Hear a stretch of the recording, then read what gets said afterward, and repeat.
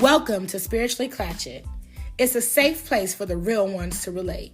We woke, but with the shits. The epitome of classy, bougie, and ratchet. We pray, turn up, focus on self-care, and more. Living in luxury and abundance, connecting with our soul tribe. This is Spiritually Clatchet, the podcast.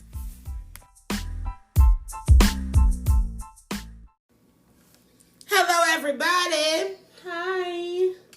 Hola, ¿cómo estás? Soy Dora.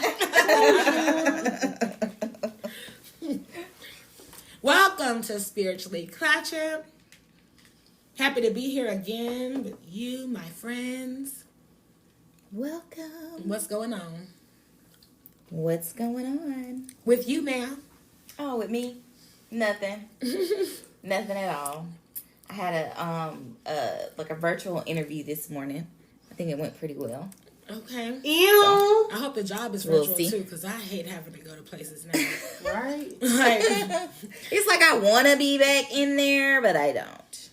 well, at least you're taking interviews. You're like, shall I work or shall I play? I love it. Pootie, What do you do, boo? what's going on over there? Oh, I'm just so excited. We just celebrated my baby's graduation. Congratulations. He'll be a first grader next school year. Thank you. I'm excited. And I'm just ready for this summertime fun we're going to be having. Yes, it's going down for the summer.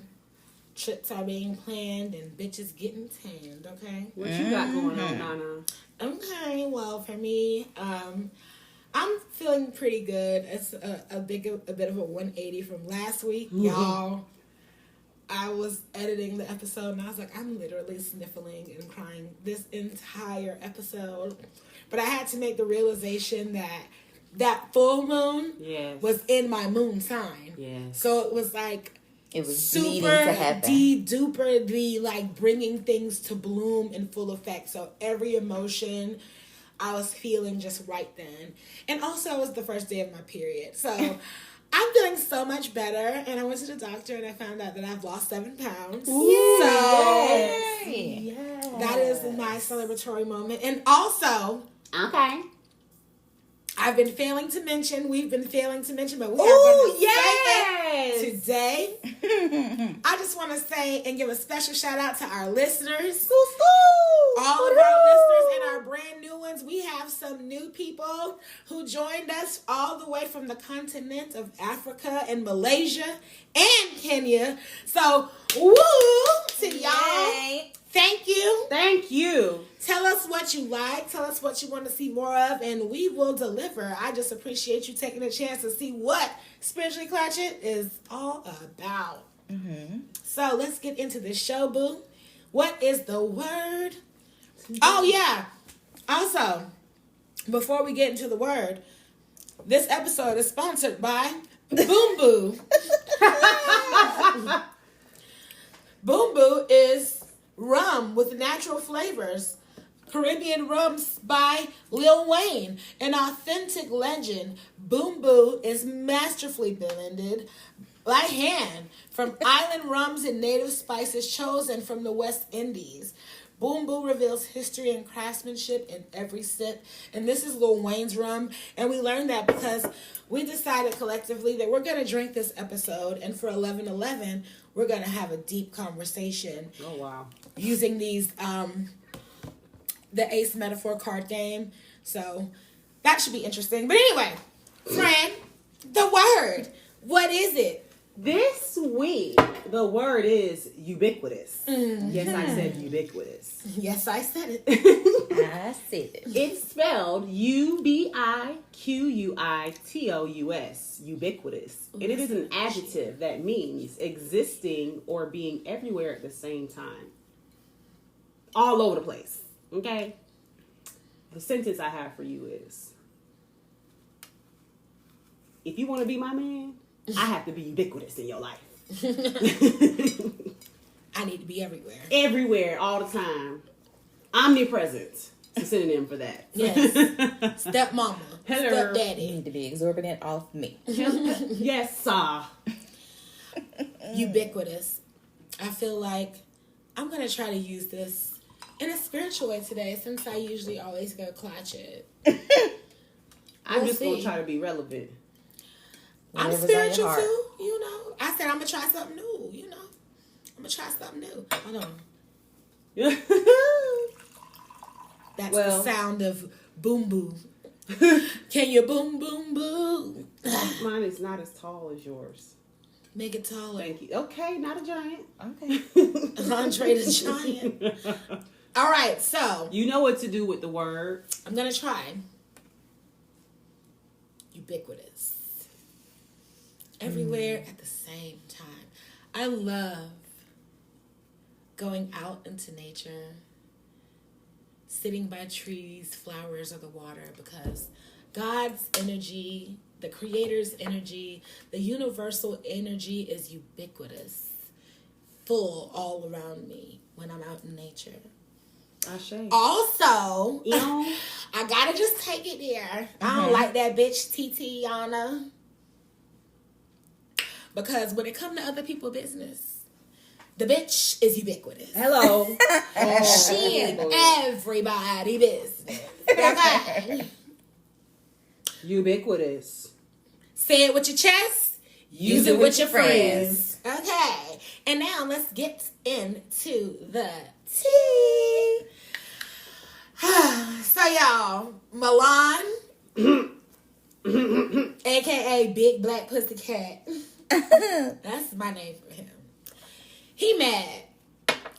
I found this. He big mad. Big mad. Okay, so before we talk about bitch assness, can we just do a cheers? We can take our first sip, because I want to be drunk by the time we get to this game. We need to do it with eye contact, because I was told. Bad sex. Never. Okay, let's do this. Is that what that means? Yeah, if you toast and cheers. Back and forth. You have to cheers and make eye contact. Yes. So when we cheers, we just scan each other and make sure all the eyes meet. Yes. Yeah. Okay. I don't have much bad sex anyway, so I feel like I should. I haven't had any long time. Me too. All right. Well, cheers to having good sex when we finally fucking do. Cheers to a great episode. And always my favorite thing to cheers to living large and taking charge. Big boy. Okay. Wait, we didn't look at each other. You looked at your cup. She was like, hey, here we go. Okay. Open your eyes. Thank you. I need you to look at me. I'm looking. Don't ruin my sex. Your eyes are in the way. No, your eyes.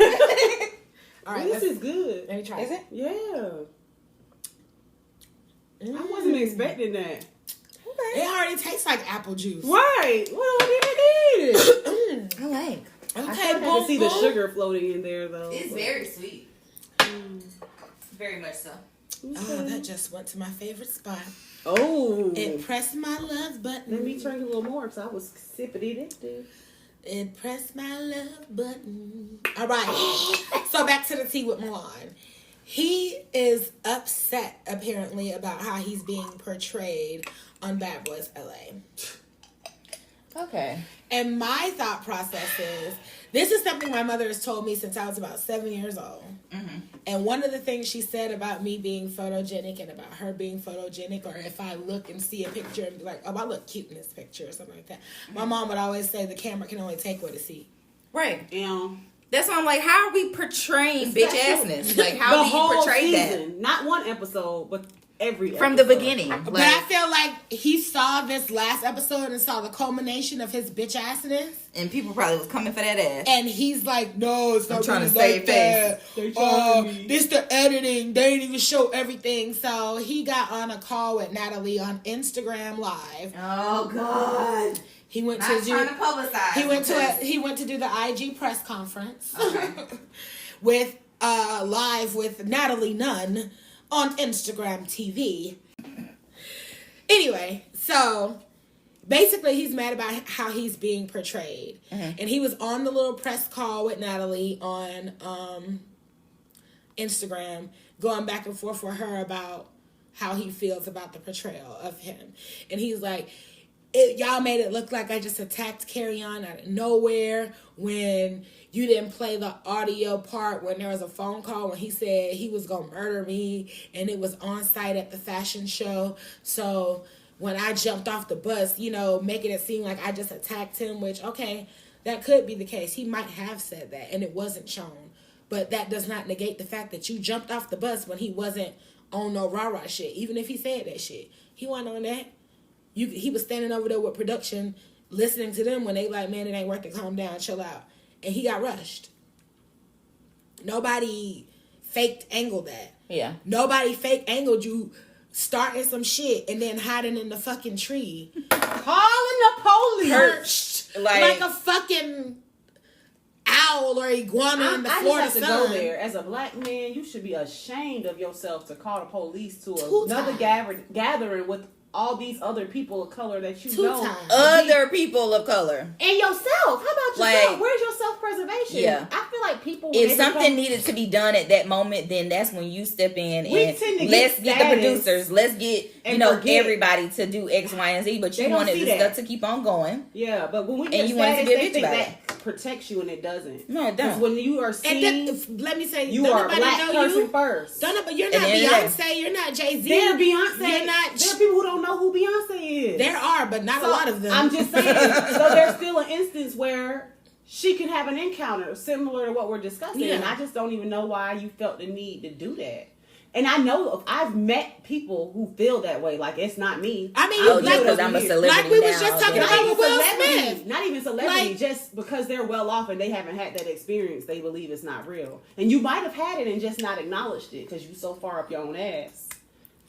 I just feel like it was very audacious of him to even say that. Yes. Oh, I don't like how I'm being portrayed. And so here's the thing with reality television. Some of us know that it is scripted to a certain extent. Yeah, of course. We know that producers are going to play out certain emotions between cast members. We know that the show where they played the behind the scenes of the reality show. There was a scripted reality show. It was on VH1, wasn't there? Something like that. It was. I don't know. What was the name of it though? Gosh, I feel like it was on VH1. But then you're also fully aware. Single ladies, VH1. But you're also fully aware that as a reality star, when you sign up for stuff like this, you're signing up to be portrayed. And there's a villain. There's a villain in they're going to portray house or whatever. And you can't be the villain unless you give them villain shit to work with. They can't make Gutta look like a villain. They can't make Curtis be a villain because that's not their personality, right? They gonna make him be the cool sidekick nigga because that's what he's being. You see what I'm saying? So you can't be mad at who you are. Yeah. The thing about being on a television show is it's a big ass mirror. Maybe you didn't know. And then the world, that's what I was gonna say. Maybe you didn't realize that you were showing up like this. So now here's your reality check. But instead of being mad, do some self-reflection. And grow and change and be different. And come to the reunion on that type of shit instead of trying to be myself defensive. And I didn't like what I saw. I saw a lot of things that I needed to work on. People relate to realness. People relate to honesty. But if you try to be on a high horse and then they and blame. Yeah. So many of us forget that behavior. You're giving your power away. You control you. Nobody else controls you. You control no one else. So until you can acknowledge that I am fully responsible for how I behave, regardless of what the next person does, you're going to always sound weak like he do. Because you're not taking any accountability. Like you said, if you weren't behaving in that way at all, it wouldn't have been portrayed that way. Yeah. There would be no footage of it. Yeah. I feel like the first 2 episodes, if he kind of stayed a little more reserved, chill, but he was feeling himself. He like Jonathan said, Milan giving leader of the house. Yeah. And he walked in with that air and nobody was trying to step on his toes or whatever. Nobody was even trying to be on no shit like that. Exactly. But he was, and because he was, it was like, you can have it because ain't nobody trying to fight over no shit like that. I don't remember the bad girls being like that. I feel like the ones you remember, like Tanisha was the leader of the house, but she wasn't a bully. But she didn't say, I'm finna run the house, like, just because. Yeah. Well, he didn't say that either, but he just had a certain amount of error. He's trying to act in that way, yes. He was trying to act in that way, but when Jonathan came in the house, it was here. I'm already giving big energy. I'm so the one who from here. This is I'm naturally the one who know everybody. He was saying those things pretty much, and that could be true. But just like on Bad Girls Club Natalie's season, I run LA. This your hometown. This where you from. You Chinchilla. You know what I'm saying? I'm going yonder.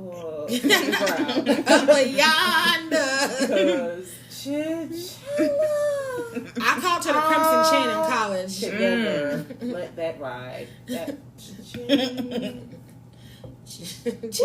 Okay. Either way, I can't. So next subject, Benzino. No Nick. Lord Farquaad with the low cut.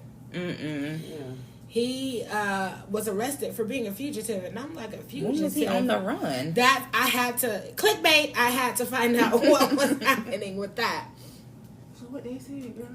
So apparently, he turned himself in yesterday to the police here in Atlanta for an outstanding warrant because he missed a court date. It stems from an incident he had with Althea and her new boyfriend, where they got into a screaming match and a light physical altercation, and there was damage.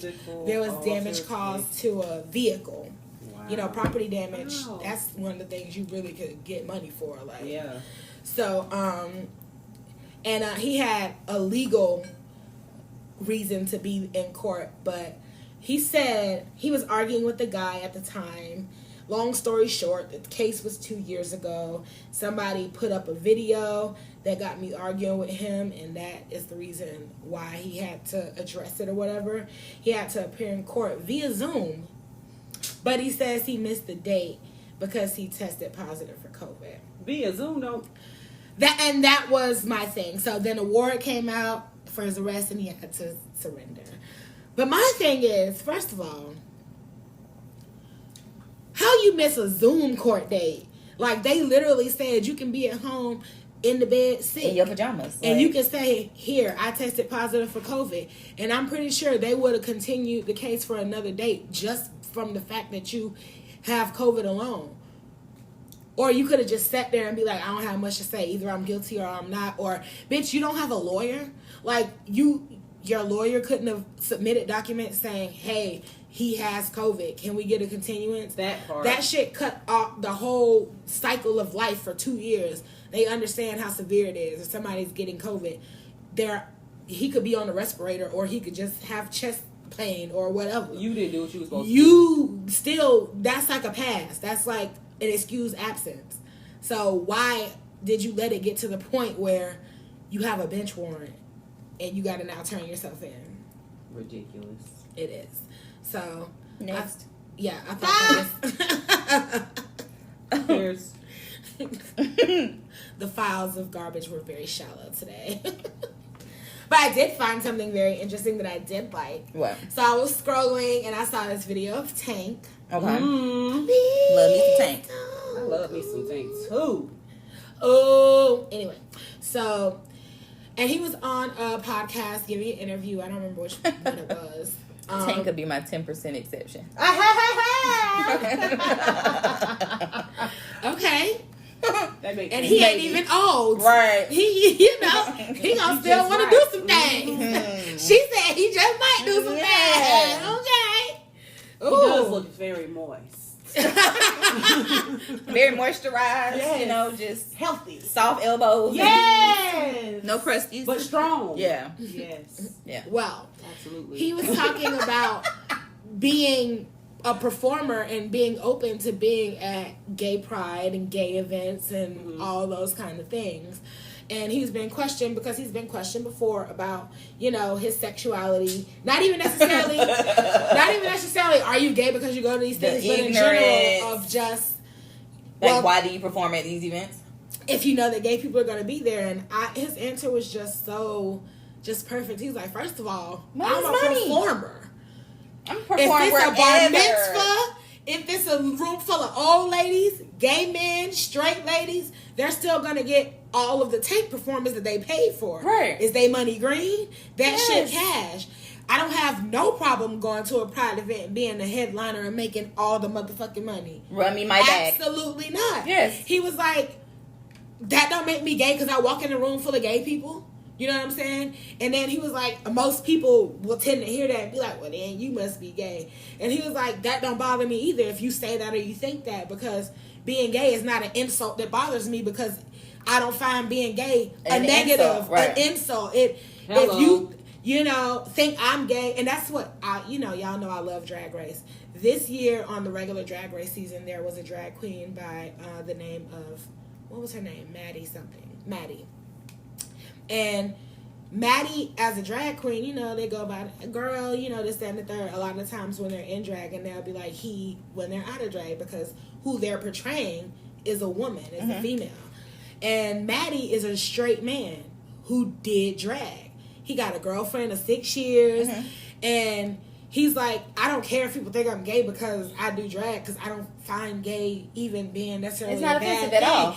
It's only offensive if you consider it bad, and if you consider it bad, that's homophobic, and that's on you no problem. To fix and understand or whatever. So when Tank saying that, I'm like, it makes perfect sense to me. He said, I'm securing my shit. Where the bag at? I'm going. So I just felt like that was great, and I wanted to post the story and share it, but I was still busy picking up pieces to look inside the Barney bag. But yeah, I thought that was super dope, and it is. I like that. It's human. It's very human, and it provides inclusion, and I think it allows other men who especially men of color, black men, because I feel like that's their fear. Some of it comes from ignorance. They've been taught that being gay is bad or wrong. So you won't see a straight man being friends with a gay guy because they feel like it's something wrong with it. You on the DL because your homeboy is and that's such an abomination for them. That's that is an insult to them. It is. That is a dig to them. That is because they're not secure and they don't have that. They don't have the insight. The level of emotional intelligence just in general. To be able to pick apart that trauma story of why I feel some kind of way about it, and that's not my story. That's like me feeling some kind of way about people who wear locks, or feeling some kind of way about people who have braces at 40. And most times, people who feel some kind of way about it are ignorant to it. That's what I'm saying, or choose outright to be homophobic. They feel some way about themselves. Yeah, because that's really people. You gotta watch what you say out your mouth, because you are revealing your own secrets. Right. You think you're talking about somebody else, but you are truthfully revealing your own insecurity, what you doubts, and it's telling me how to treat you, how to maneuver around you. Yeah, true, real, and right. So yeah, I thought that was really super cool, Tank, and I just want other men of color to educate themselves and adopt that mindset that it's not problematic, and that's what I like. Even watching unfolds on Bad Boys LA, when Curtis was like, I can honestly say Gutta is my first gay friend, right? Because he wouldn't have naturally allowed himself to be in that environment because of that stigma, because of that mindset, and because he didn't have a choice but to let his guard. You're living with this person, you got to ride every day with them in close quarters. Y'all might share the one bathroom down the hall, whatever, and it's who gives a fuck about who you sleep with, how you dress? You're still a person. Yeah. You're a person. Yep. And that's the thing that matters. And he realized, regardless of who he fucks up or whatever, he's a person. Yeah. He's a good person. He funny. He cool. He ride or die. I fuck with Gutta. Right. And how could you not? Because real recognize real. So y'all worry about the fake shit you seeing, like the lashes and the silicone breastplates, and you missing out on a good hairstylist of the best fried catfish you ever had in your life. Hello. Or some shit. You want to act funny. Right. Thank you for being a friend. Ding, ding, ding, ding. I'm just saying, because you don't know, a friend is a friend is a friend, especially if it's not sexual. It shouldn't, what they do sexually shouldn't matter. That ain't what we here for. If your friend was a virgin, you gonna be like, oh, I ain't fucking with you. You a virgin. You don't even know what no pussy feels like. Why does that matter? It doesn't matter. None of my business. Speaking of things that don't fucking matter, I'm gonna have a drink. Straight to that. What does it matter? I mean, it does matter, but red velvet ice cream. Oh my God.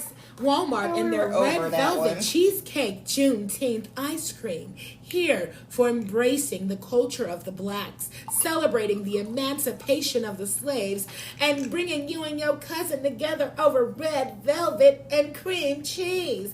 Okay, girl. And corny graphic tees, paper plates, and napkins. They said half of y'all don't want to celebrate the 4th. I understand why they did it, but I feel like I liked it more. Paper plates and banners are cool, but you don't need to come white creating shit.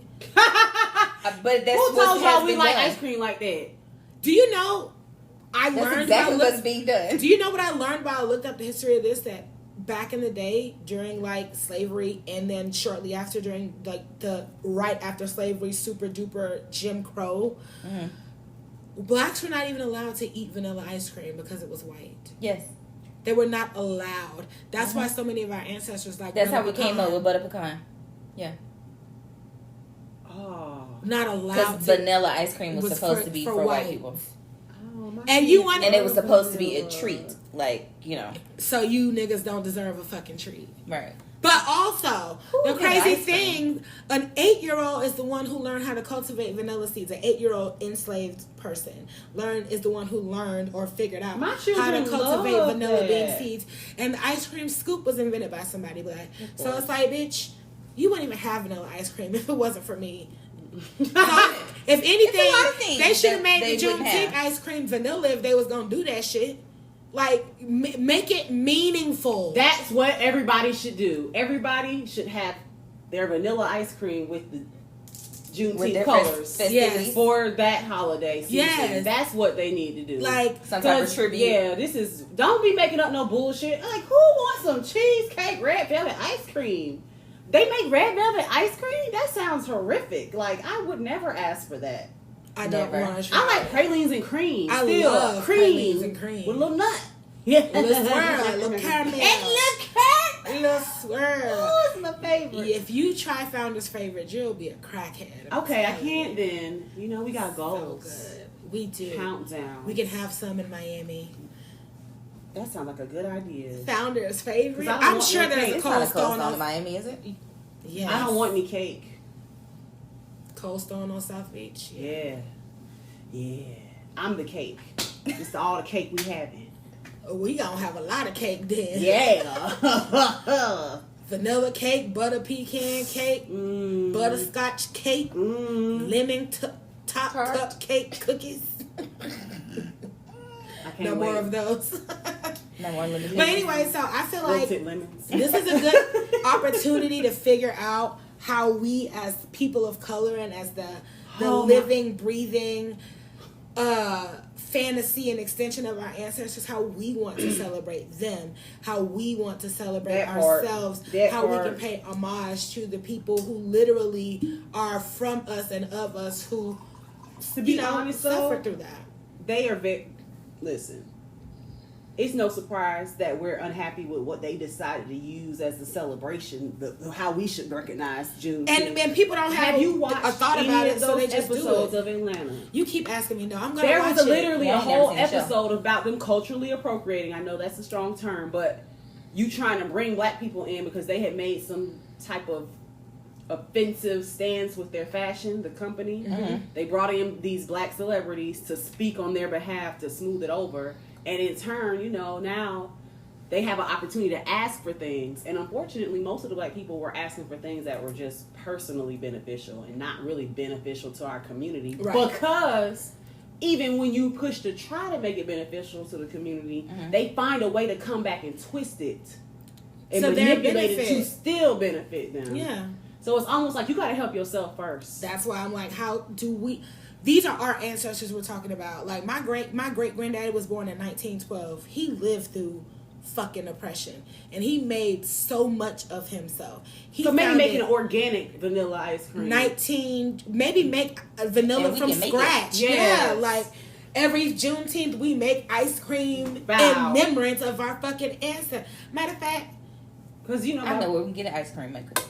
I like it already. Yes. I love grandma. Because they definitely, I know we're not the only ones who thought of how we can give back, how we can change things, what the ideas are, but they know what we be trying to do. Because they work so hard to build a system against us. So they do. Yeah, but when we are intentional, we can't go through them though. That's the thing. She said it. Right. We have to do it ourselves. Yes. You can't go through them thinking they're going to really pour into our community genuinely. And honor our they said, only thing they said was, all right, guys, for the past 3 years, 4th of July sales have been down. There are way less things. And we're seeing internet searches for custom mades. People are going on Etsy to get their Juneteenth banners. Walmart is a mass production, mass seller of every fucking thing. Go ahead and monopolize. Yes, they're not trying to build a legacy, and they want to take away from the Etsy shop, and they want to take away, we can keep it in-house, but we have to be cognizant of that. So as we wrap up this tea in a dish, all my people who are listening, anybody who are here in the States, anybody who celebrates Juneteenth, wants to celebrate Juneteenth, not sure about how to celebrate Juneteenth, want to suggest ways to do it, let us know. Please. And take your time to figure out how you can make this a special day for you and your ancestors. Specifically, because if we're going to celebrate it, let's fucking celebrate it and do it with a bang. Anybody have anything else to add? Any extra tea? I think I'm full off tea now. Mm-mm. All right, well then that wraps this segment up, and we will be back for more.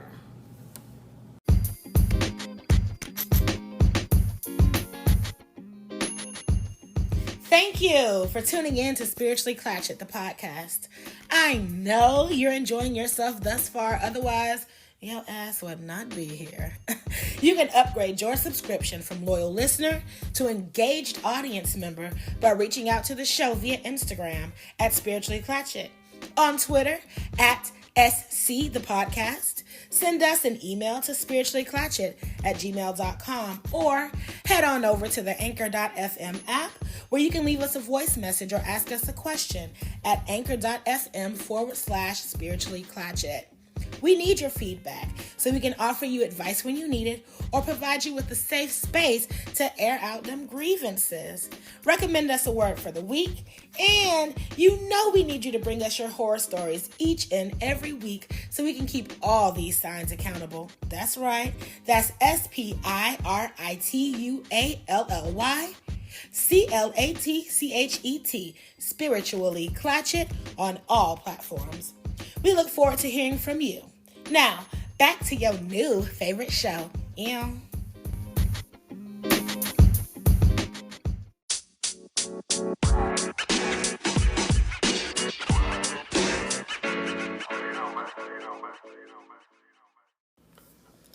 All right, everybody, we are back, and it is 11:11, and it's time to talk tonight. We are gonna play this card game, Let's Talk Tonight, by Ace Metaphor. I saw this game all over the internet, Instagram, Facebook, and the back says, tonight, let's talk. The deck has questions that invokes deep, stimulating, and tantalizing conversation through Q&A. Rather, you're looking to test the compatibility of a potential partner, strengthen the bond of an existing relationship, spice up game night, or just talk. Let's Talk Tonight is fun and engaging way to spark conversation with the one you care about most. Or in this case, the ones I care about most. We have our big giant deck split into three. So what we're going to do is pull a card, read the question, either answer it, pass the question to someone else who you'd like to answer it, or get feedback from everyone who's playing. Ooh. Yes, so I'm just going to go ahead and start and pull my first. Okay. Oh, this is easy. Okay. Nothing too deep here. Not yet. Not yet. They're starting us off light. I like it. Okay. It says, describe your ideal mate when it comes to dating. And I actually would be interested to hear everybody's ideal mate, because, you know, we don't know who listening out there. Maybe our mate want to holler. So for me, my ideal mate, first of all, is someone who is emotionally, mature. Oh, yes. Definitely. I definitely have, a lot of emotions in a lot of ways, and I need somebody who is not only willing to ride the waves, but prepared to, I don't know, be a buoy or an anchor or something like that. This person is really thoughtful and really caring, somebody who's very fun, somebody who's open-minded, someone who has a bit of an old soul, maybe artsy, definitely artsy, and for sure financially stable and a freak in the sheets. That's it. You know, care about me, have your emotions in check, teach me new things, love nature. It says dating or married? Ideal mate when it comes to dating. Yeah, dating. Yeah. All right, MJ, let's hear it. Ideally. From a dating standpoint, this may sound so shallow. If you're shallow, that's your truth, though. I just feel like I want somebody to be aesthetically pleasing. You need to look good. I mean, like, I not only want to be physically attracted to you, like, I'm not even going to hold it. Like, I want to be physically attracted to you. But I also want to be intellectually attracted to you. Like, I just want you to be able to teach me a lot of new things. I love learning from a partner, for sure. I do want you to be emotionally intelligent in a sense of not only being able to pinpoint certain things in myself, but also be able to pinpoint certain things in you, if that makes sense. Self-aware. Yeah. I want you to be more willing to have hard conversations than I am. Because I'm not 100% there yet. Yeah. You know? More willing to learn more things than I am. If that makes sense. So they can teach you? Yes. Like, if you learn it, then I'll know it by default. But then also, like, if you see I have a unhealthy lifestyle in some form or fashion, then you're also willing to help me do that as well. All right, Pootie. So you tell me what's your ideal mate when it comes to dating? Trustworthy, dependable, that find pleasure and satisfaction in providing and protecting their family. Yes. Things like that. And good hygiene. Like, when I say good hygiene, your teeth are clean, your nails are cut, you know, ain't no crust and boogers. Good hygiene. Like, and I'm very big on bathe smell. every like, day. Right. You ain't even got to wear expensive cologne, although that is telling and let me know what kind of lifestyle you live in. Yeah. But just be clean. Be clean. Does it really tell you what kind of lifestyle? Yeah. I mean, if yeah. they wear expensive perfume. I mean, or the taste The fact level. that they It's even like it, that they know about that it. they know about it, yeah. Axe Chanel. There's a difference. Yeah. There People is a difference. who wear Chanel don't usually wear Axe. They probably wear nice soap smells. I mean, But I just feel like you kind of run into people who are like, oh, because so-and-so said this in a rap song. This is why. Or because it's Chanel, or they'll run towards it. Yeah, you're running towards it just because but of the name as opposed got to the skinny jeans with their booty cheeks out. And Chanel. So also your clothes fit appropriately. I should not see your undergarments. Okay. I just feel like, And I should not be able to fit your clothes, bro. there comes a... and also have a certain amount of knowledge. Well, like you gotta have a certain amount of knowledge on things that you're wearing. Because I'm big. I'm a big bitch. Like, I'm tall. You know, depending on the season, a little busty. No, but here y'all and not there. sharing jeans. Like, I feel like I have No. big feet for a woman, but I still don't want my man to wear my size shoe. Like, I still want your foot to be bigger than mine. I mean, I date I'm women, okay. and We I wear each don't other's want shoes, you. babe. I don't want you to wear none of my shit. I don't want you to wear mine, but I want to wear yours, but I don't want you to wear none of my shit. But I'd rather us have I don't care matching if it's sneakers sweatpants and a in t-shirt. different sizes. Right. Like, there's 2 size 9.5s at the door, and they're both for us, like mine and yours. Like, Right. I need you to be like a 13. I just want to feel like this is. I'm not a big bitch. No, I want you to be. I want a big nigga. Right. That's my thing. Yes. I love a big 6'6" ass, 299 pound Somebody that ass. can just swoop me I up and love swallow a me. big sock. Okay, your turn. Pull a card. We got our ideal partners. Okay. Oh. Oh, Do you consider yourself religious? How important is it? why are you laughing? The devil is alive. How important is it that is your alive. beliefs show what you do spiritually? Wait, read that again without the laughter, because I don't think Do I got you it consider all. yourself religious, and how important is it that your beliefs show what you do spiritually? Your beliefs show. So basically, your beliefs and actions align. is That's what I'm getting. interpreting. Yeah. Are you gonna answer that? Just go for it. I want to hear you answer it. Me? Yeah. Ask me the first part. Because I feel like you're further along in your spiritual journey than I am. Am I religious or spiritual? That was the first part. I'm definitely spiritual. I'm not religious because there are a lot of things that I grew up in a religious way, and there are a lot of things that I've experienced, that I've seen, that I've learned that just makes me not agree with being under one umbrella. And I apply myself as much as I possibly can every day to let my actions align that. Like, I'm not out here just preaching and not like trying to live it.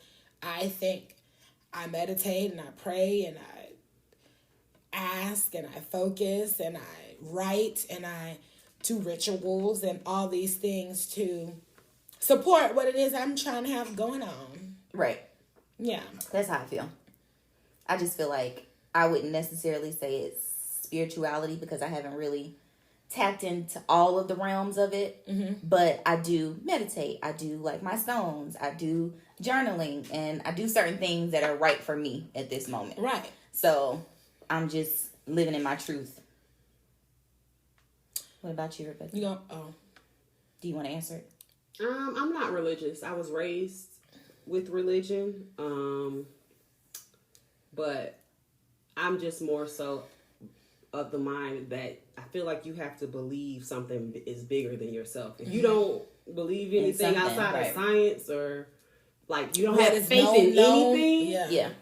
I'm not so picky on where it comes from because I really believe they all come from the same place. It's just source. A different perspective. Source. They all just come from wherever source. it resonates. And for me, it's more so about how to ground your values and morals. So as long as you have it in some respect, I'm good. Yeah, I don't think I could actually date somebody who's like atheist. Agnostic, because that's the ones who are like indifferent.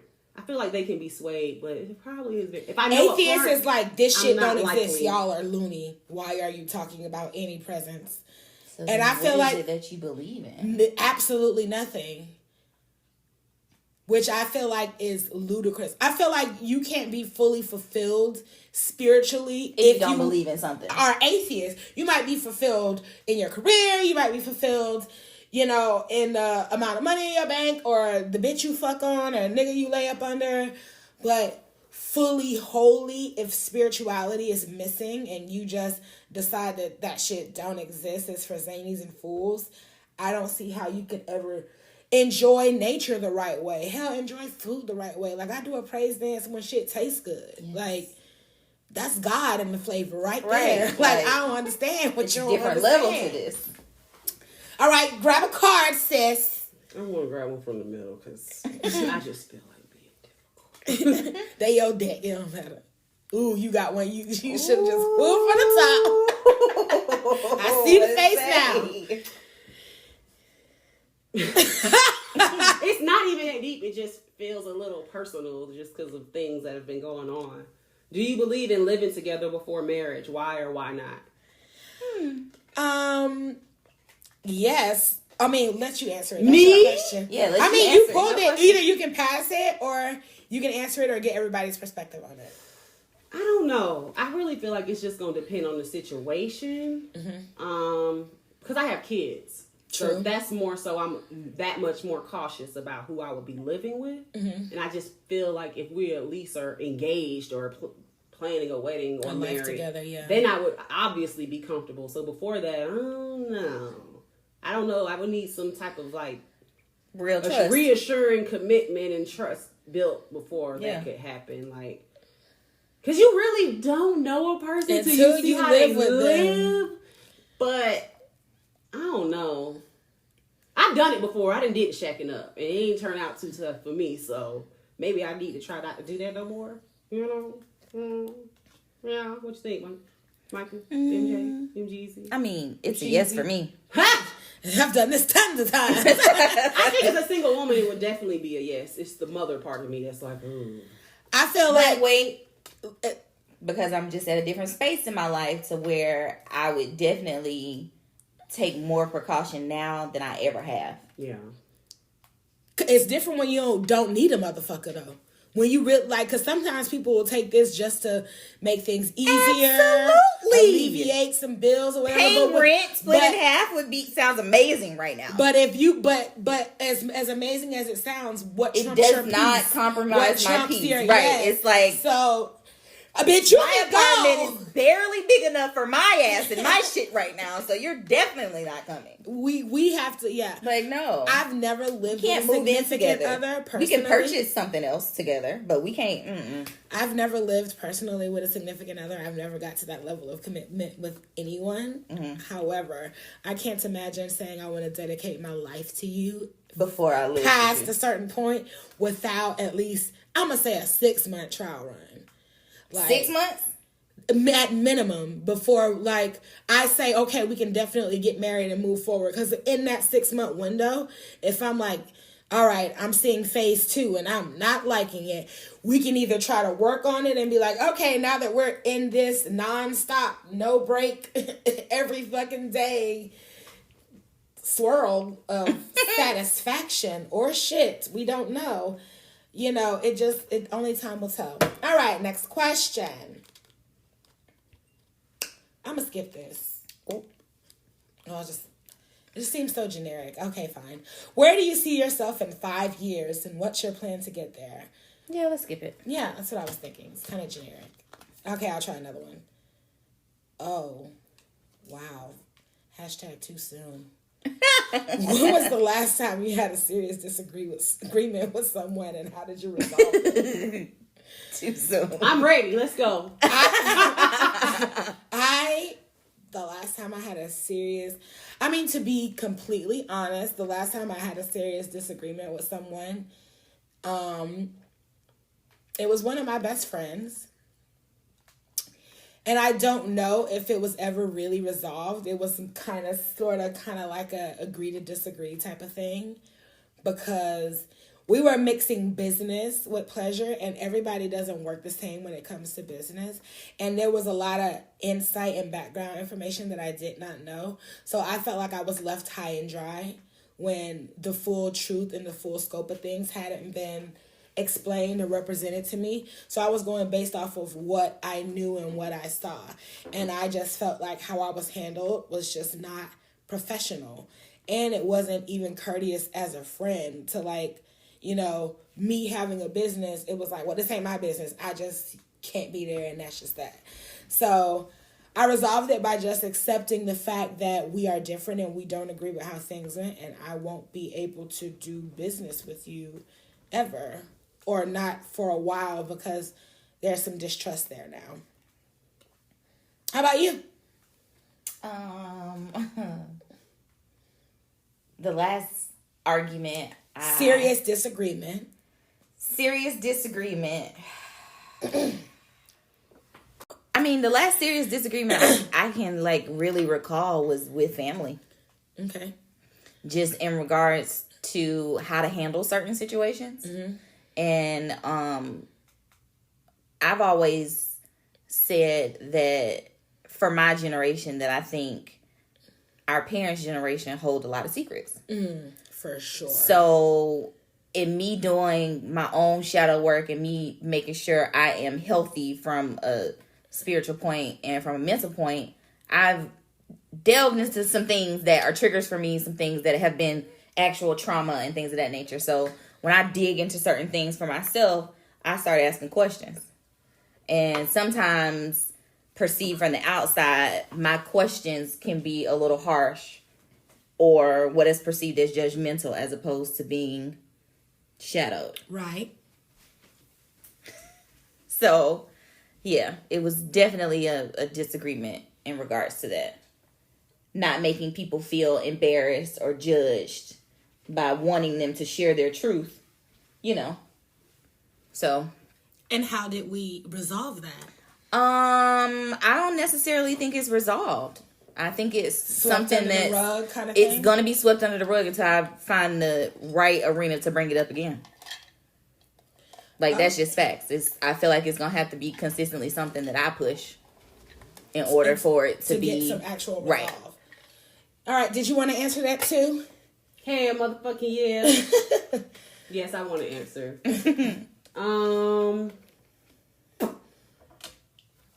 Today, I had a disagreement with my children's father, and I started it kind of cool, but I did turn up on that ass.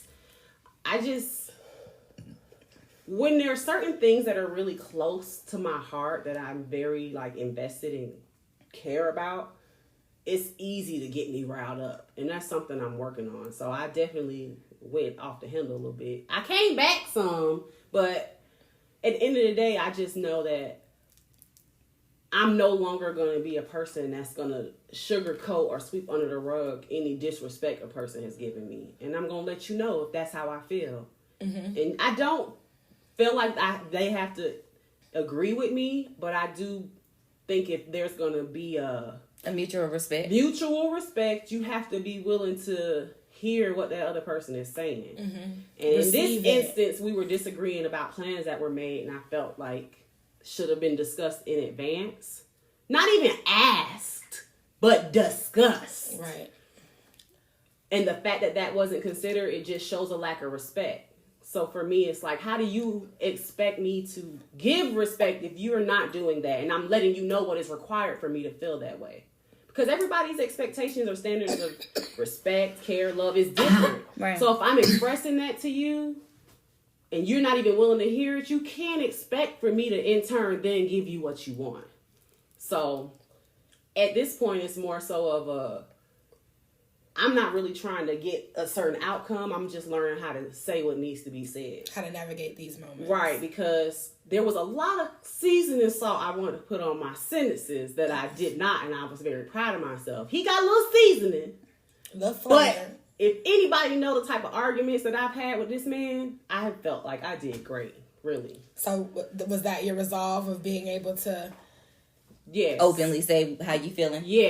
In that moment. He didn't have to agree. He didn't have to like it. None of that. But I'm going to say you said it. Yeah. As opposed to just not saying it at all. Because a lot of times, and not even with him, I've learned that I tend to bite my tongue. And censor yourself. We've talked about it. I'm not a person for conflict, for real. Yeah. I don't look for it. I'm not enthused by it. Like, I like to be excited and surprised, but... You're not an antagonist. Drama? Yeah. Or negativity? No. Especially if I feel like it's going to upset a person. I'm not intentionally trying to go there. I would avoid it if possible.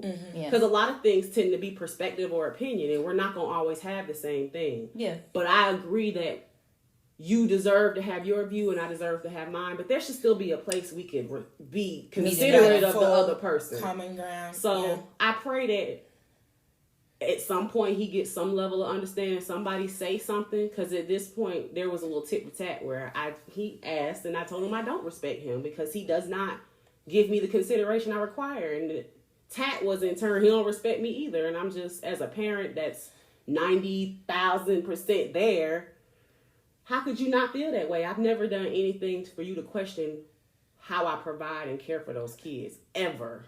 You've never had to question what's going on. Anybody.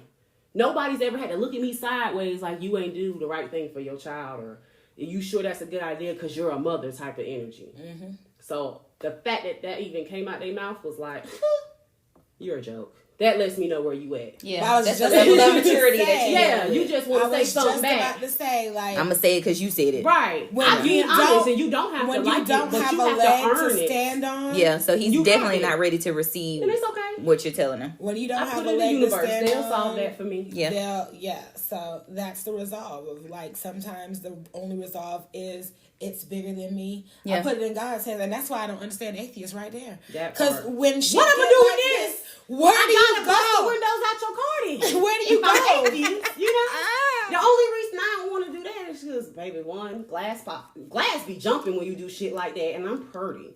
I'm not gonna risk into that. I don't want to break no nails. Like, karma. What am I going to pick up? That's karma immediately. And then I'm light skinned. I show up well on cameras. I'm not going to I have shit to lose. Let's go back to Milan. I'm not going to do nothing that anybody could portray that I feel like could possibly be portrayed in a way that is not how I want to be portrayed. Yeah, and you got shit to lose. I definitely And not only are you an example for your children, but that's just it. You're an example for your children. Exactly. Yeah. All right. Your card.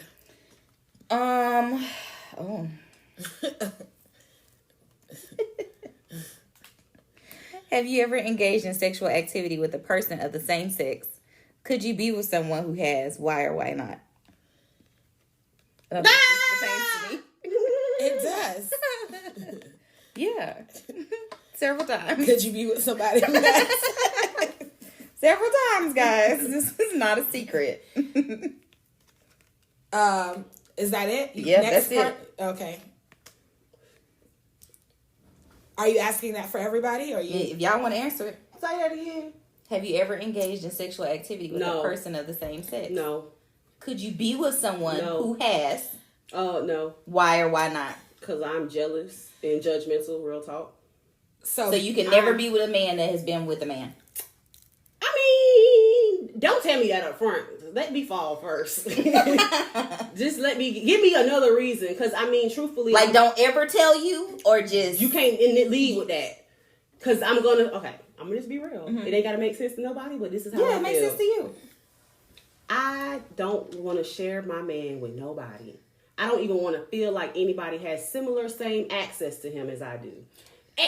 Okay. So, with that being said, I'm thinking of women. So if you also tell me you're dealing with men, that opens the pool to all these other motherfuckers I gotta be looking at sideways. Like, so everybody is competition. Right. Hell no. I ain't got time for that. There's no safe spaces. I think that comes from a place of insecurity because I feel the complete opposite. Mm-hmm. Like, and that's my reason why I feel okay with it. Like, I feel like if you're with me, you're with me. People are gonna cheat. And if you're disloyal, it don't matter if it's with man, woman, dog, co-worker, whatever, like you're going to be disloyal. So having a man as another option isn't particularly scary because I'm not expecting you to cheat on me with anybody. Right. And then sex is sex. Relationship is relationship. Like if we're connected, then we're connected. I've fucked around with someone of the same sex. I've fucked around with women, had sexual encounters with them, but I would not want to date a woman myself personally because I'm not attracted to women in that way, like a long term, like more than 3 days a week type. More than I like men. I like man shit. I like chest hair and back hair and big frames. I like beards. I like man shit. I like baritone and deep voices. I like men. I like sweat and balls. I like the balls. I don't discriminate. I mean, because I could come up with a handful of big bitches that sound just like everything you described. A beard? No. Back hair and chest hair? No. I ain't talking about peach fuzz, bitch. Back hair, I want Rick Ross, Slim Thug, motherfucking, who else? None of them. I want, and if Rick Ross or Slim Thug tell me, hey, one time I let so-and-so suck my dick, I'm not going to be mad at you. Like, I think the older I get, the more I'm like, sex is sex. And it's a fluid thing. Like, if you love me and you want to get your dick sucked and I want to have two niggas fuck me at once, that sounds like an opportunity to me. To do two things at once.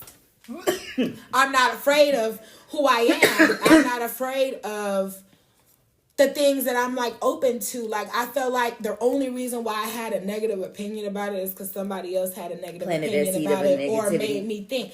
Like, the same way how we were talking about Tank earlier, I don't feel like homosexuality is wrong or there's something wrong with it. So if my man did or is bisexual or whatever, like, again, like she said, don't lead with that. I'm not out here like, anybody men, come holler at you. Like, no, I'm not even saying I would love to have a bisexual man low key. Like, that's also not what I'm saying. But if I connect with a person, if I attract with a person and a different type of sex is in their past, that is not going to be a deciding factor over someone who is intelligent and kind and treats me good and makes me feel secure and like that trumps all of that. Maybe I've been living in Atlanta too long, bitch. Maybe I've been too single for too long and I'm like, shit, whatever.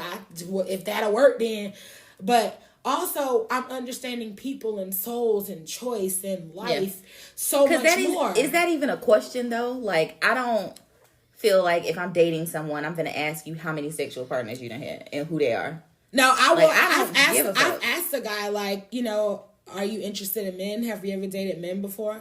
Because I feel like, and especially back then when I probably was still more closed-minded about it, that would have been a thing that made me be like, nah, you know. And living here, I would say ask. Just ask. Even if you feel like you think you know. No. Please ask. If you want to know. If you want to move to Atlanta, if you know a nigga from Atlanta, just ask. Just ask. Please. Just ask. And because you know what your personal boundaries are.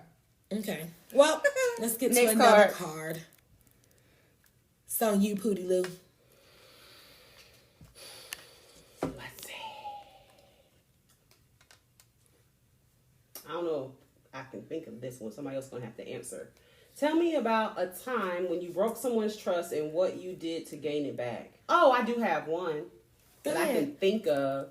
So it was with one of our good friends, Adesha. I think it was during the time she was pregnant. I was hanging a lot with another one of our friends. And at the time, me and her were hanging a lot because we were going through a lot of the same things as single mothers, dealing with difficult co-parenting relationships and whatnot.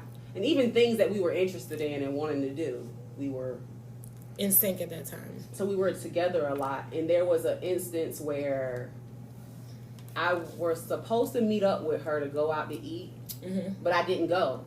And if I'm not mistaken, I didn't let her know I wasn't going to follow. I didn't follow up with her about it. And, you know, we all share locations. And at the time, I was with Tiara. So it was kind of like, girl, how the fuck you going to blow me off and go be hanging with somebody else? Right. And it wasn't even It wasn't intentional. It wasn't intentional. And it took a while for her to bring it up. But when she did, you know, I had to own it. Like, I can definitely see how you feel.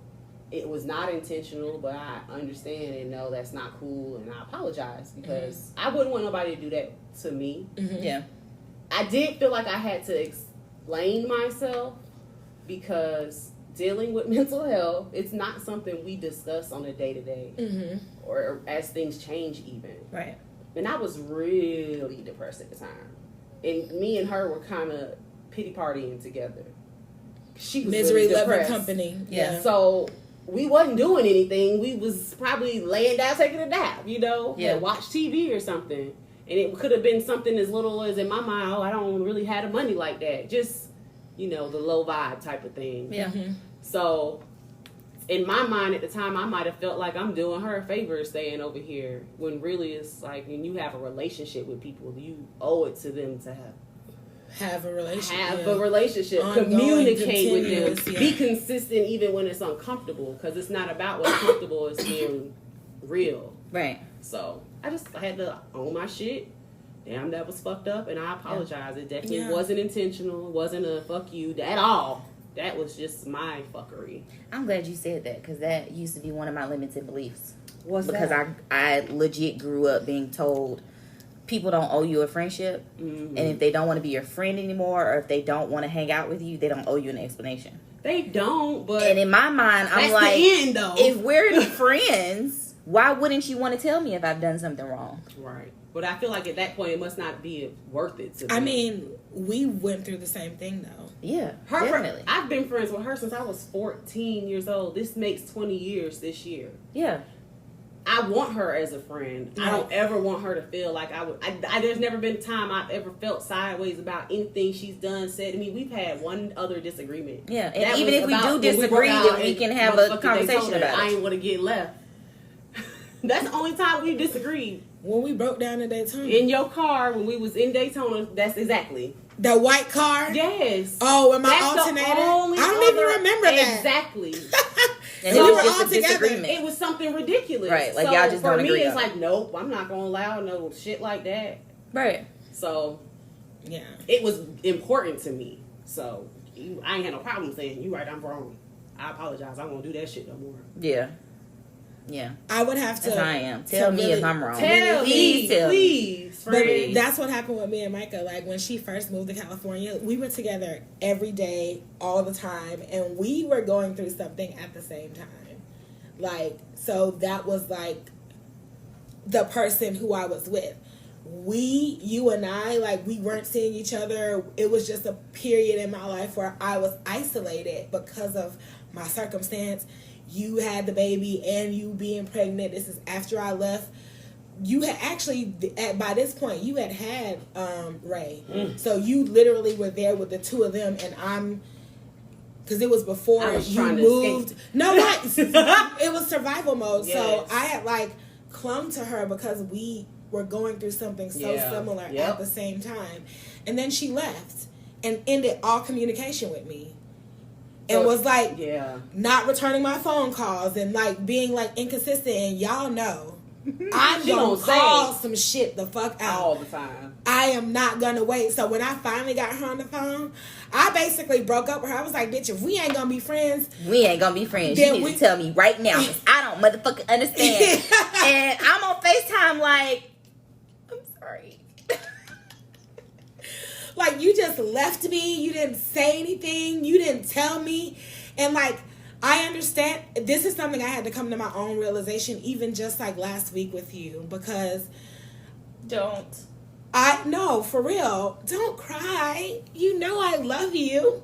But like, that's how I felt. Like back then, like it was like, and I don't know what you might have been feeling or going through at the time, but that's just how I felt. Like, you left me and didn't say shit. Loved you, girl. Yeah.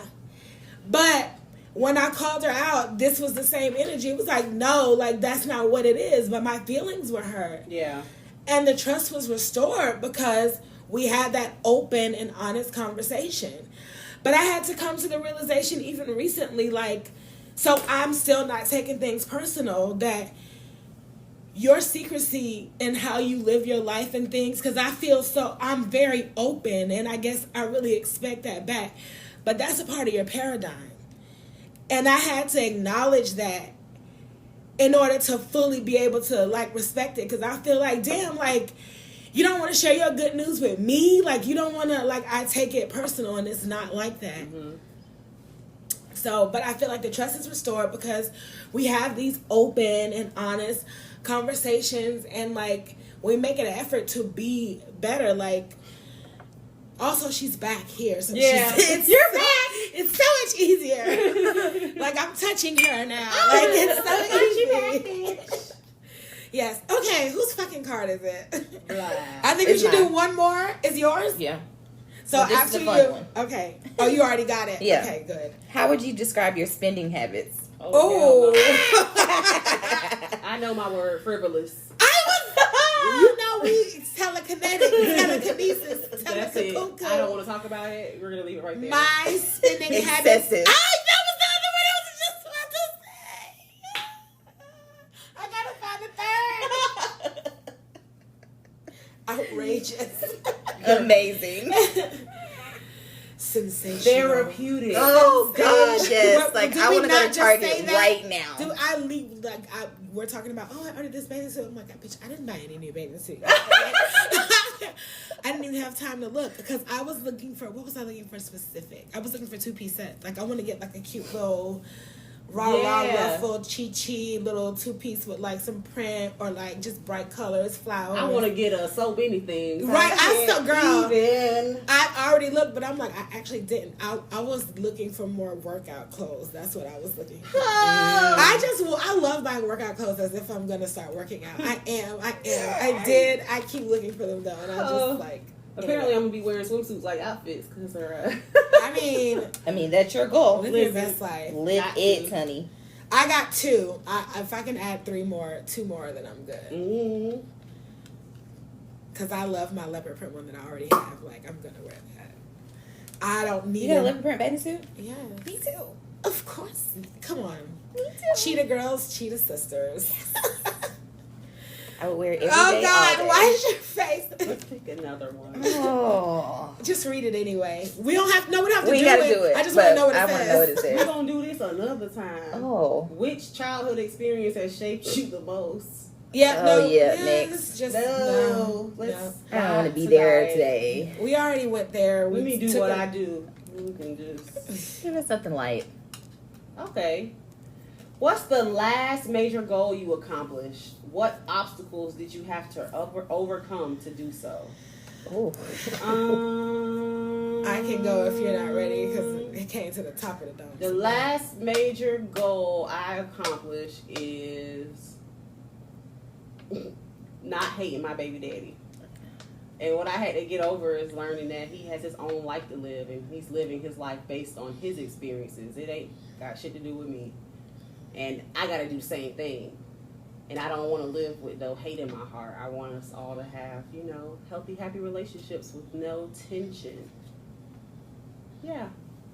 That's a good goal. For me, I would say completing and releasing a book. Like, that was definitely, like, I did that shit. I'd be looking at the cover like, this is a real fucking book. Yeah. I did Bitch, that. can I ask one more question? I'm so sorry. I've been trying to get my book autographed for I don't know how long. No, I can tell us what's your last name you did. Wait. Oh, no, you gotta keep going. I'm so sorry, y'all. People, I just fucking right over here. Picked up another card. I did. You gonna answer this. Who? These. We is. Fuck it. Yep, the book. Well, next. You had to get over procrastination. No, yes, that was the part I need to answer. How I actually got to it. First of all, I really wanted it to happen. Like, I'm like, when the full idea came to me and I realized that it was possible, I then really wanted it to happen. And the thing that helped me, because I am a procrastinator, is I created a deadline. Okay. And even though I procrastinate like I do in real life, the deadline made me do it. Even though if I made the deadline the 30th, I really start hammering down on the 24th. I gave myself a deadline. And I didn't do it on the 30th. I probably did it on the 3rd. But because I gave myself a deadline, I created the pressure for myself to create the diamond. And yeah. I'm telling you, deadline is one motherfucker. But that's how I did it. I know what works for me. Like, if I limit myself and I, like, create a stress test, like, that's just... Give me a deadline. I got it. Because otherwise, I would still be like, I'm going to write a book. Got time. I'll still be tinkering around with covers when I was like, no, I got to have this cover done by this week because this whole book got to be done. And, like, you know. Yeah. I did it. And I love the cover. I love everything that I did. I designed everything, and I'm really proud of that. Like, hitting a goal feels fucking good. It Boom. does. Your turn. Finally choosing me. Yes. I legit, like, this sounds so weird, but I legit woke up one day and said, you're not happy, what are you going to do about it? And moved home like 30 days later.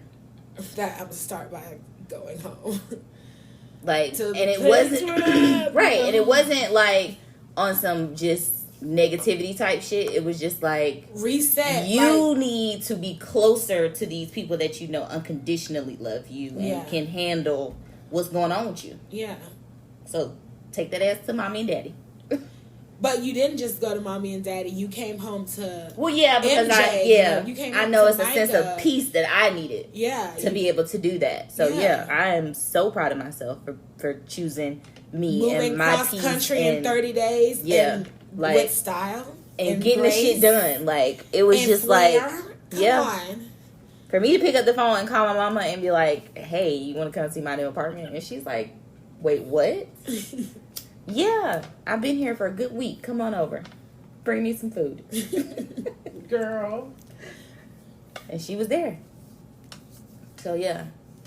Especially knowing where we come from, like, that is dope. Like, I'm super proud of you. Girl, knowing where we come from. Like, not even just from that point. Putting points together, getting free pieces of a meal from Chick-fil-A. Literally splitting food just to make sure we ate today.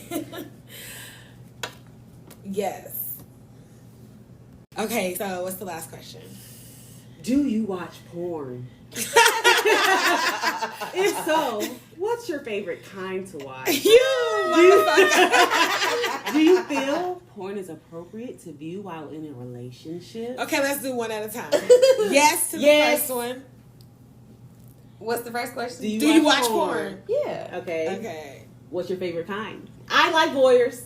I like watching people get amateur. caught. Yeah. I like voyeur. I do like a good cheating fucking video. Yeah. I like the story. Not that they're cheating. It's just the fact that it's secret. you catching somebody. It's like, I would rather it be something not cheating. I've seen it though. I seen a nigga Or straight like making fucking a sex tape, inappropriate.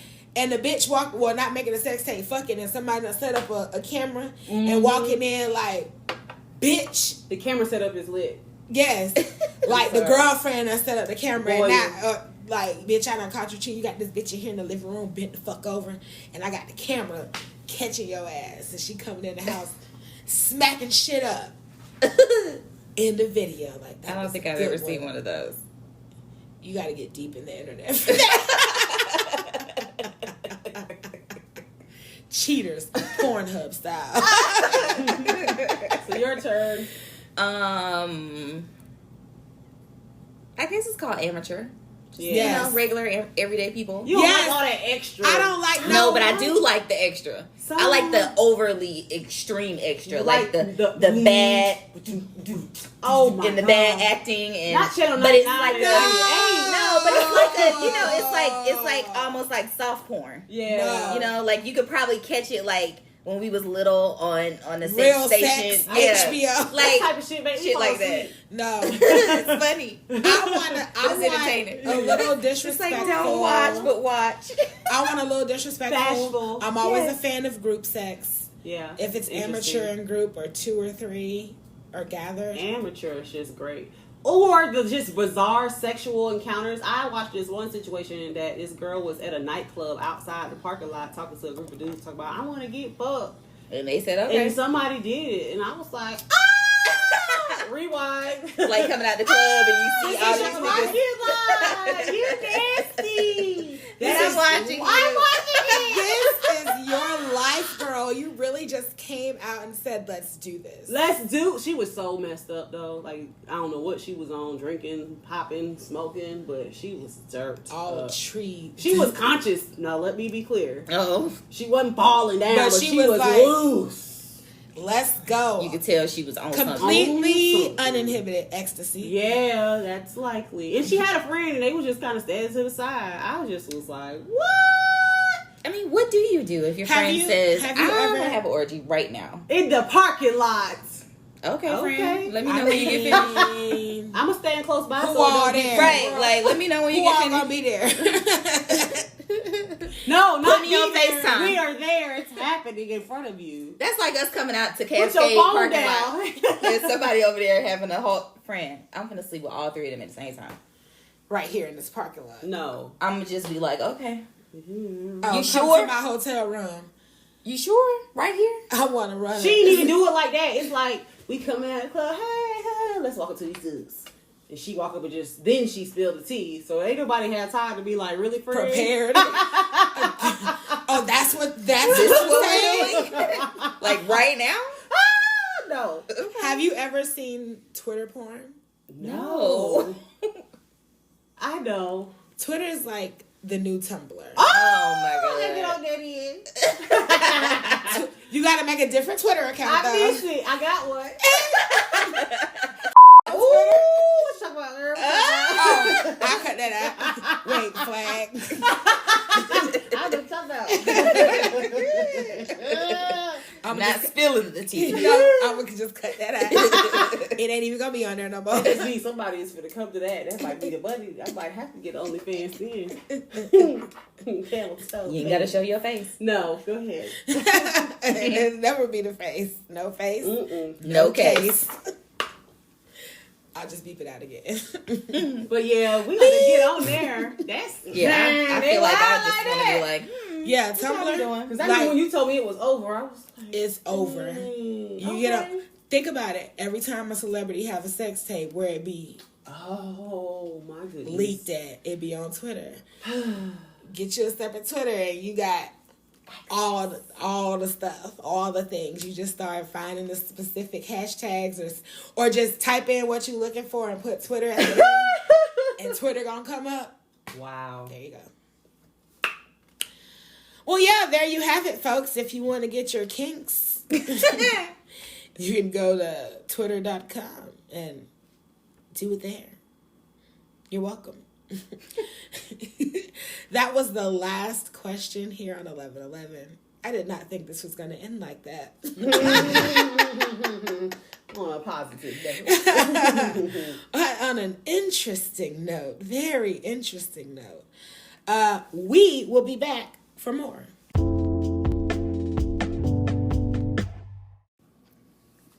Hey y'all, welcome back. It's horror stories time. Dun dun dun. Ooh. So, we're going to talk about Libra this week, guys. And I'll just start off with just basic characteristics of a Libra man and a Libra woman. Okay? So, the basic characteristics of a Libra man is Libras, being an air sign, is filled to the brim with romantic thoughts and loves to share them. He has a soft, gentle, and non-threatening vibe with great taste in fashion and art to boot. Okay?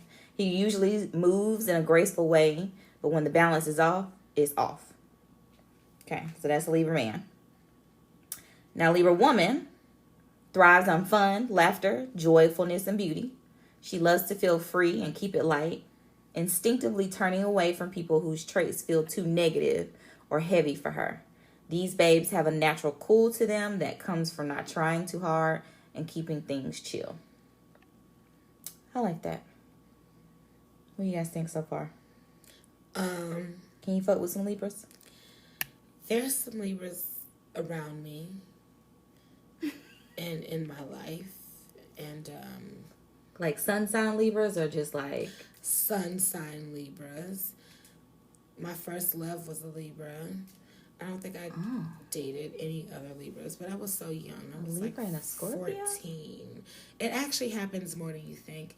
Nelly and Ashanti were a Libra and Scorpio. I could see that, but then I could see why it would end though.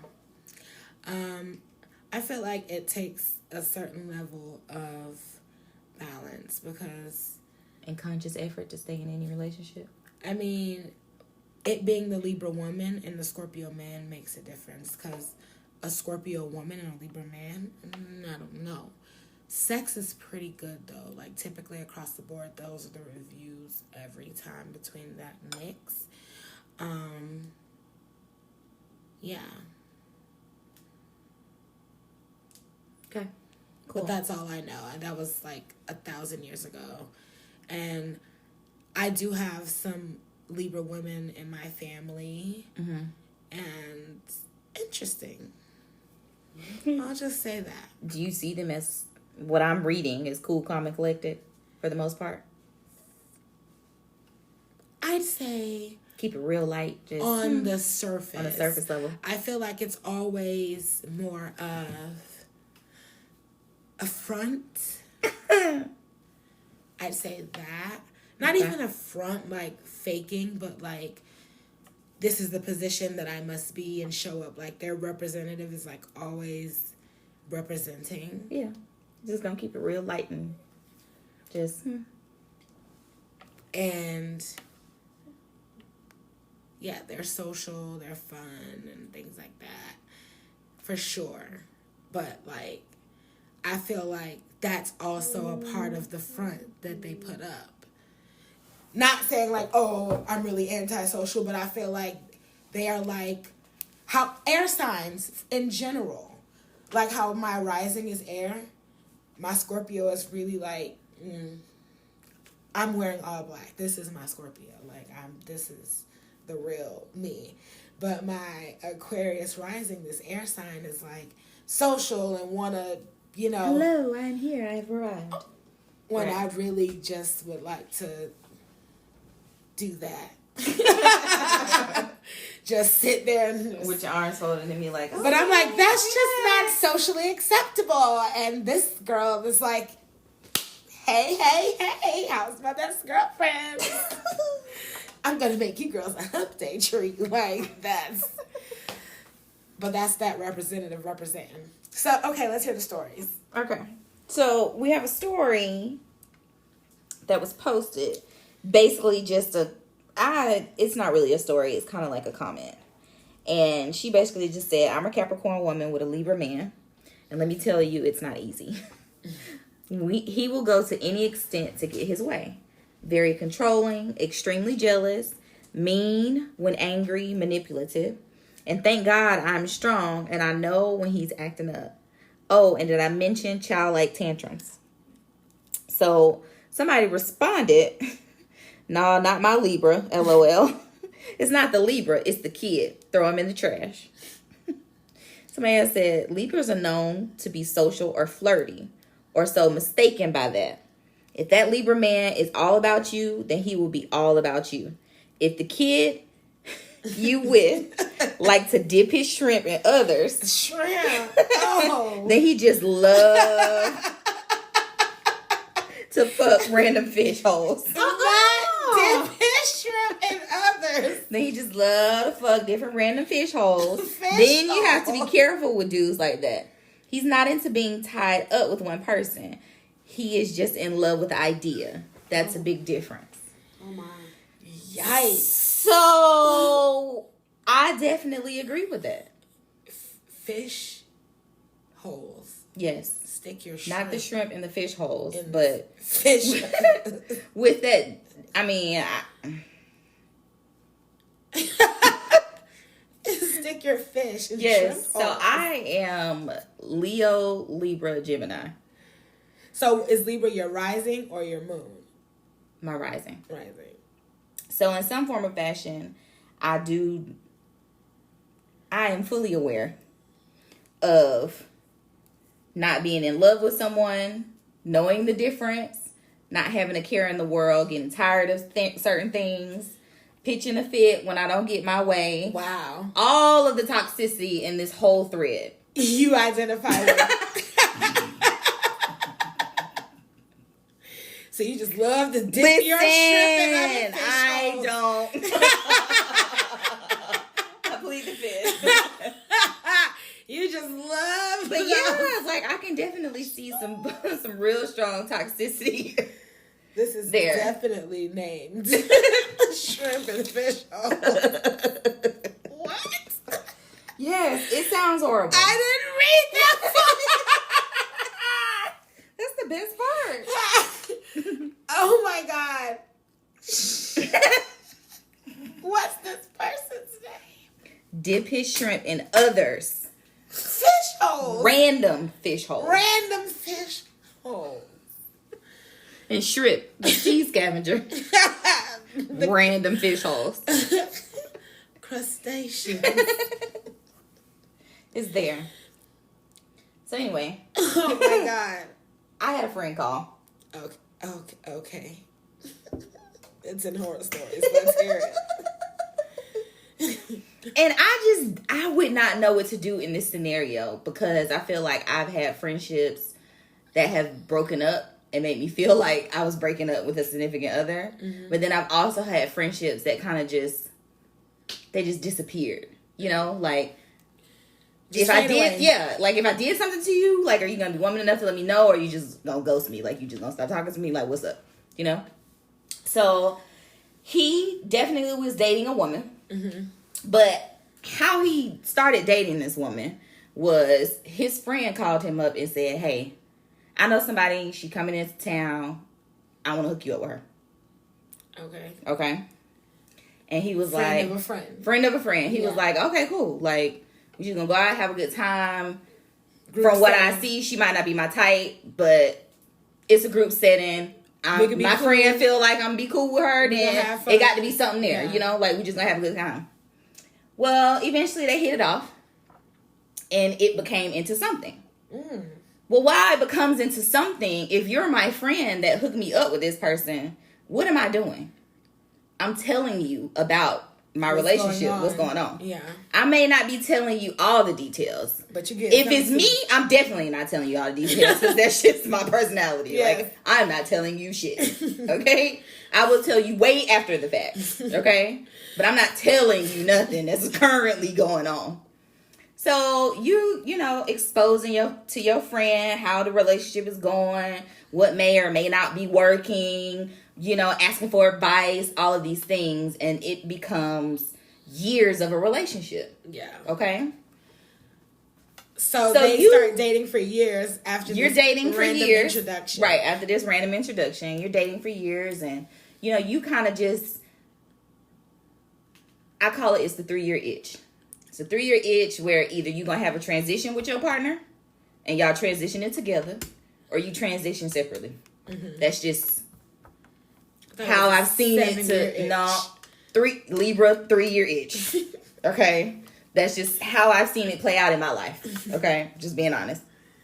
So, you having all of these thoughts, and it comes to your mind, this just ain't the person I need to be with. I'm just not trying to do this no more. For my sanity. Right. I can't. Like, I'm just not doing it anymore. So you break up. Okay. Less than 30 days. The friend who hooked you up with her and your ex are now in a relationship. Ooh, whoa.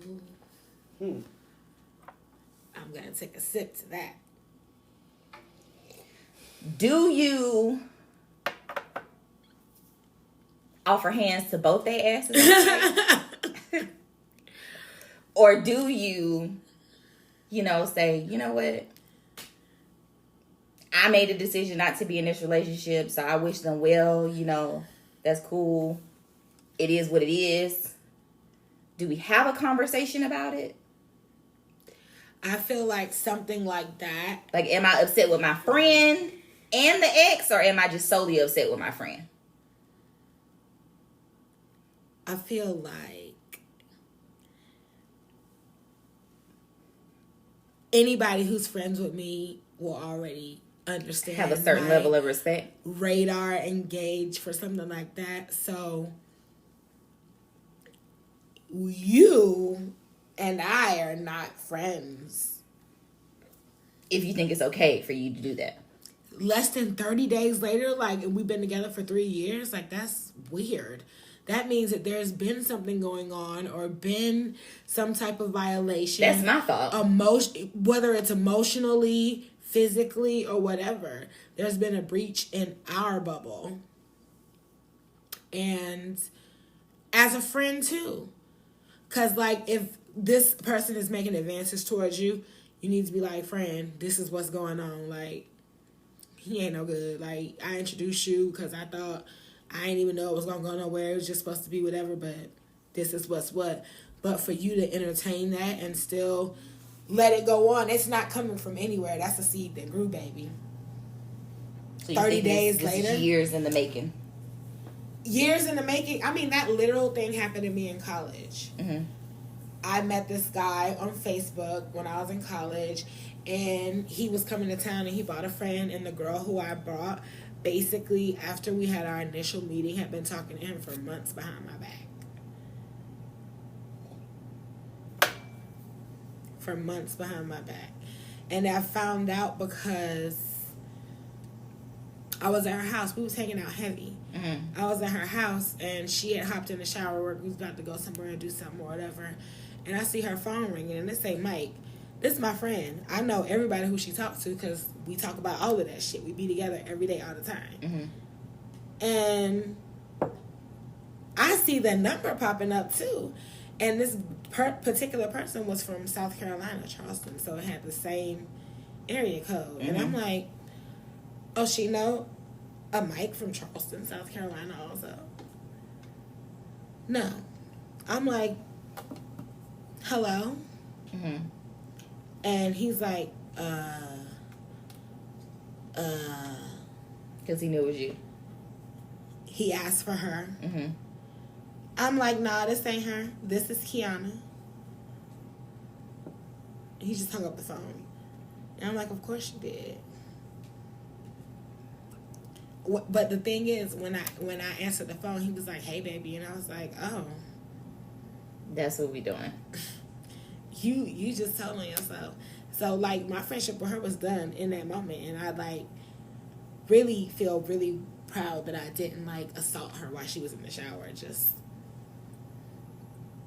all off guard. I would have really whooped her ass, too. But I'm not, that type of person. I'm not an attacker. Yeah, we think about these things, but... I'm not an attacker. I will attack. On some slick shit, too. Don't do me. If I when have too much leeway to make it happen, oh yeah. So you have a lot of restraint at that moment. I do. Mm-hmm. I do. But I also did something detrimental to myself afterwards. So, like, it was very negative. College was a different kind of me, child. Yeah, I feel like if I'm going for the negative to you first. Always. That's just no, ma'am. That's just how I like to set up. I feel as though it feels too good to be selfish. No, I scare myself when I go to that place. Like, I know what I'm capable of. And I don't wish that on nobody. Like, I am the devil. Like, that shit, that everything that's good and pure and genuine about me flips a coin. It becomes the entire opposite. Bad, unpure, like, it becomes the, like... exact opposite. It's no in between. No. It's a light switch, not a knob with a dimmer. It's on or off. Not medium hot, no. That's exactly why I think we resonate so well with one another, because I don't have my middle ground don't exist. Either I fuck with you or I don't. Either I'm happy or I'm sad. Like, the numbness is scary for me because anything can happen in that. Baby. And when I'm reacting to people, I don't have... it's like I'm going to be cool or I'm going to go the fuck off. So... You watched it. And that to me was just like, okay. But it ain't no middle ground for me. So, yeah. Like... I don't want to go there because it could go all the way there. All the way there. And you there. Watch movies, you see how shit can just happen. Just the wrong triple. I've literally had people tell me things that I've done in those situations. And I would hear people say shit like, oh, I blacked out. No. A snap is real. Unchecked emotion, unchecked rage, unchecked... That shit is real. You can literally snap. And that shit's scary for real. Like, nah, I ain't trying to do that. Like, cause then you gonna wake up to it and have to live with the consequences. Like, I be, like, even right now, my sister just popped in my head. Like, you gotta be able to control yourself. And that also has to do with the situations you put yourself in. That too. Yeah. Being aware ahead of time. Yes. Just having that. That's still a level of self-care. Yes. And self-love. Because if you love yourself, you won't do certain stuff or put yourself in certain situations because you deserve better. Yeah. All right. Well, was that it for horror stories? Yeah, that's it for horror stories. All right. Well, we can just slide on over to advice. I need some advice.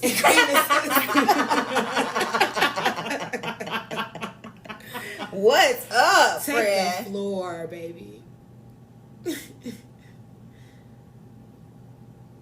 I feel like, is this an advice and agreement? Yep. Yeah, I'm both. Yeah. Yeah, I like to drink. Yeah, I smoke.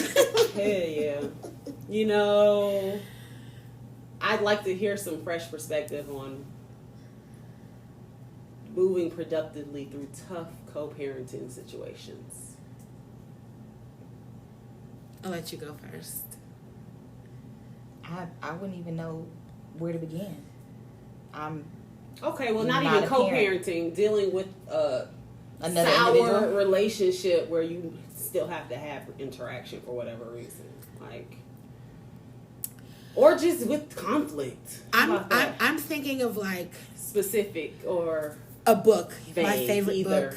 book, the yellow book that I reference all the time. How to Be a Badass. It just talks about so many different things and parts that is just helpful. Like, okay, I have to reference it. I'm ready. If said person was being just as fucking difficult and just as crude and nasty and rude, and they had Alzheimer's or were sundowning or had autism, or, you know, how would you approach that? Even though it fucking frustrates you, angers you, you feel like this is not what the fuck I should have to deal with, you know. I would never let them be alone with my kids. Just saying. You just validated you mentally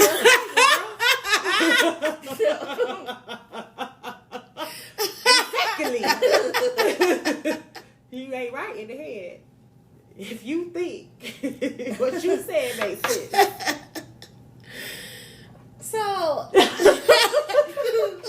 stop sticking your shrimp in all these fish holes. That's what you heard about. You know what? I feel like that's the new way to say, like, I'm in a pickle. You know?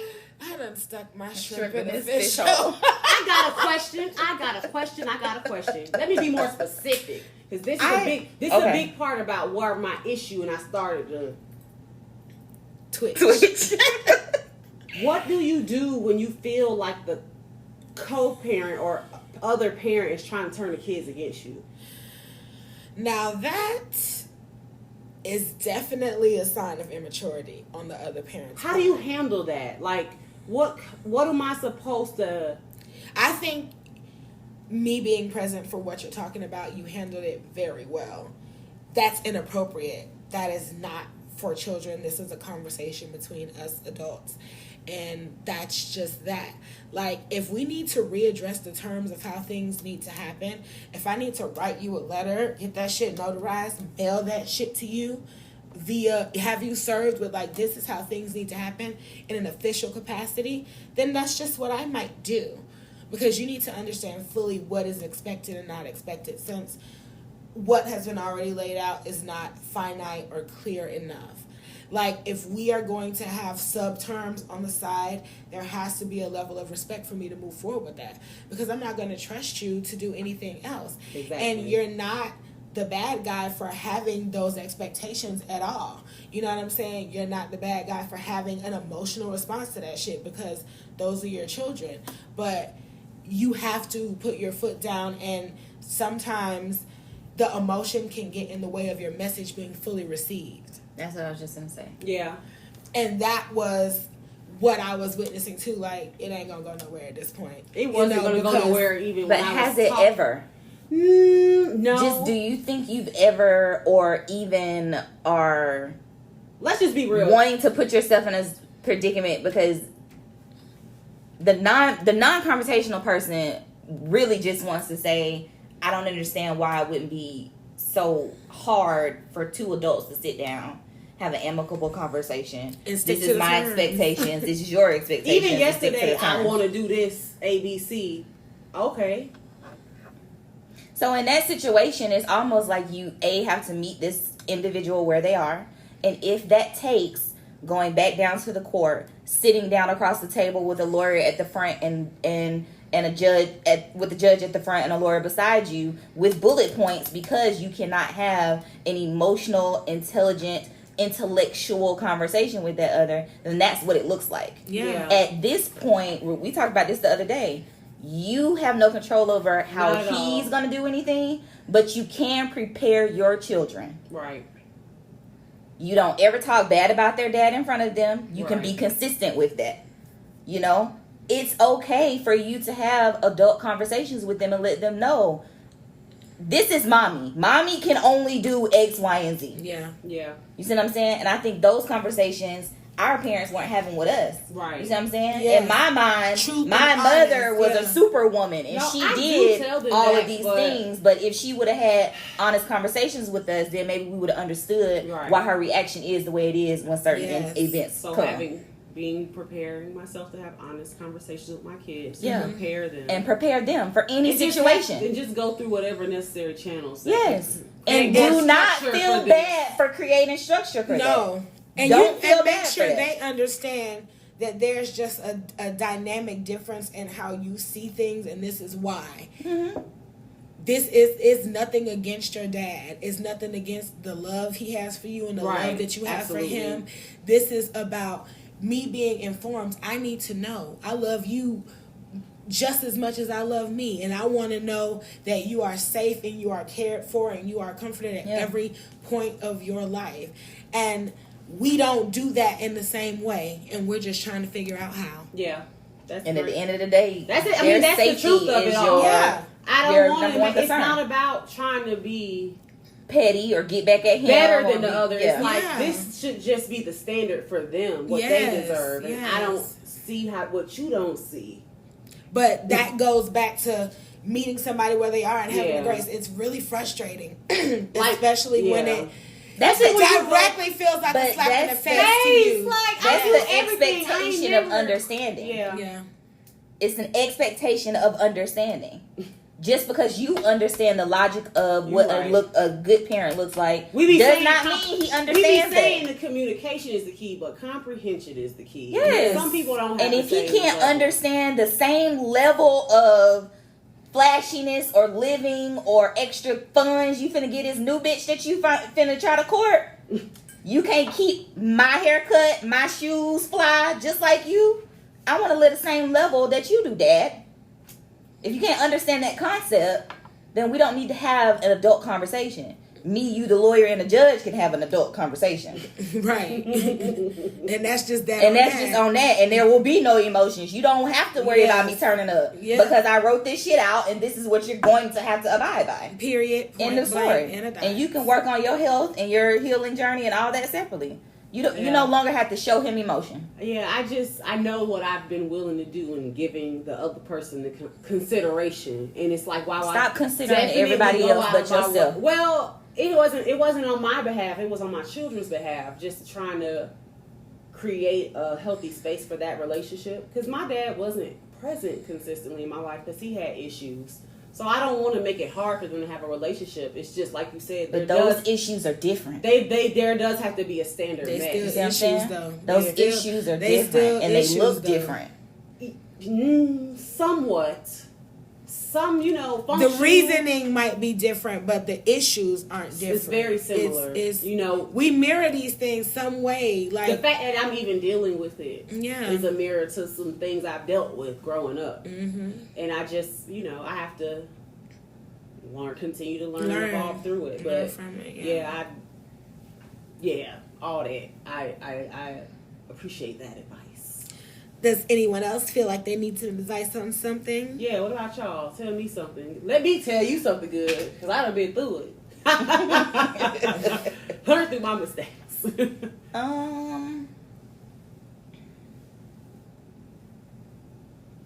No. I don't think so. Let me see.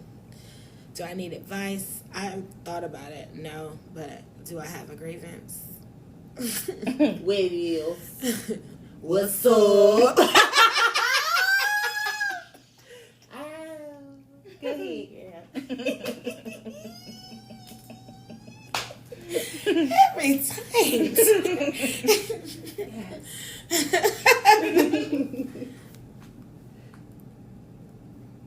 So, although this is to be expected because of Mercury and her micro braids. They no edges have it as. They tight. You can't even turn your head with these micro braids. Mercury gonna catch a fade. The old people tend to pop back up. And this particular person that has popped back up, and we would just happen to be talking about it, and I asked Pootie, I was like, I'm looking at these messages. The last time he reached out to me was these days. Look and see if Mercury is in retrograde then. Oh, my God. It was. And it definitely was. Oh. Now, this particular person, I've blocked 3 separate times. I got to look at him again. 3 separate times. 3 I'm separate not times. Lie too. Let me go back. 3 separate times. 3 separate times. I blocked his regular phone number. He hit me with a backup number. I entertained him for 20 seconds on that. He did some more dumb shit. I ain't blocked him again. Then he reached out to me on at iCloud.com via iMessage and FaceTime. Eventually, I blocked that too, and now he got some green bubble Android text app going on. What? Communicating with me again. And I couldn't be any less enthused. Mm-hmm. Okay, no. Okay. That was the last one because I was self-sabotaging in my mind, but go ahead. Oh, no. So, long story short, I am over this because this is a pattern in the fuckboy tendency, of coming back every 3.5 months, 4 months. Tell me about it, because I know with a little hey, what's up? I miss you. Small talk, little dick energy. Not just small talk. What you doing? From 3 months ago, like we did not just finish this conversation yesterday. So. Right, like, and then having absolutely nothing to offer when you come back. Like, I really want. Hello, hi. This is your president of the Please Stop That Shit Association. Please stop popping up out of the ever-present nowhere to interrupt any woman's, man, child, person's rest with your bullshit. Not wanting anything for real. Not offering anything for real. Not talking about anything for real. Just popping up. Like going out of your way to pop up, especially because you've been blocked by me. I'm a blocker. Some people don't do that.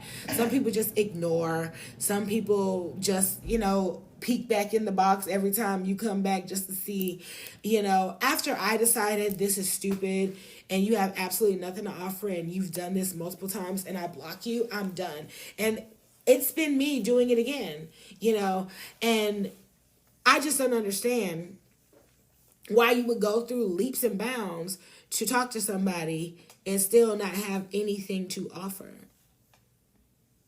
Because that's what's been acceptable for him. It's been okay. When other bitches allow simple shit like this, they think that they can do it for everybody. But my question is, why are you going out of your way to do nothing? Obviously, it's something that you have that he wants. Hoops. He wants to entertain. Oh, yeah. Every time he says something, I miss your energy. Like, yes, I do have dope-ass energy. And but that doesn't mean you become an energy leech. It was for a limited time only. You did not reciprocate any dope, amazing, I got energy as well. Energy. So I'm over that. Like, really over that. And if you're going to come around, I've literally spoken to you years ago at this point and told you what I would be interested in to go past anything. 0. Right. So that same and still you stands. Come back after being blocked because I'm like, no, you're not doing this and we're not talking. I'm done with this. I no longer like to do it. Good life. Right. Enjoy it. Still don't get the point. Does not get the point and come back with the bullshit. So I just want to say, screw you. I think that you should seek therapy. I think that you should maybe or even try a life coach. I think that you should reach out to someone else but me. Don't talk to me. That's what I think. I'm not that person for you. I think the next time you try, Android Green Bubble is blocked also. And do not try again. Thank you. That's Drops my grievance. Again, this was your stop doing that shit. President, association, bar member, cult leader. Oh, I got a grievance. So I'm just floored by the young women of today. Oh. The ones that think it's okay to wear inappropriate undergarments with things that you can see through. I feel called out. I got this see-through bra, so I can't wear it. I got a see-through bra? Bralette. It was not in the lingerie department. Are you going to go to work and wear the wrong undergarments with your work pants?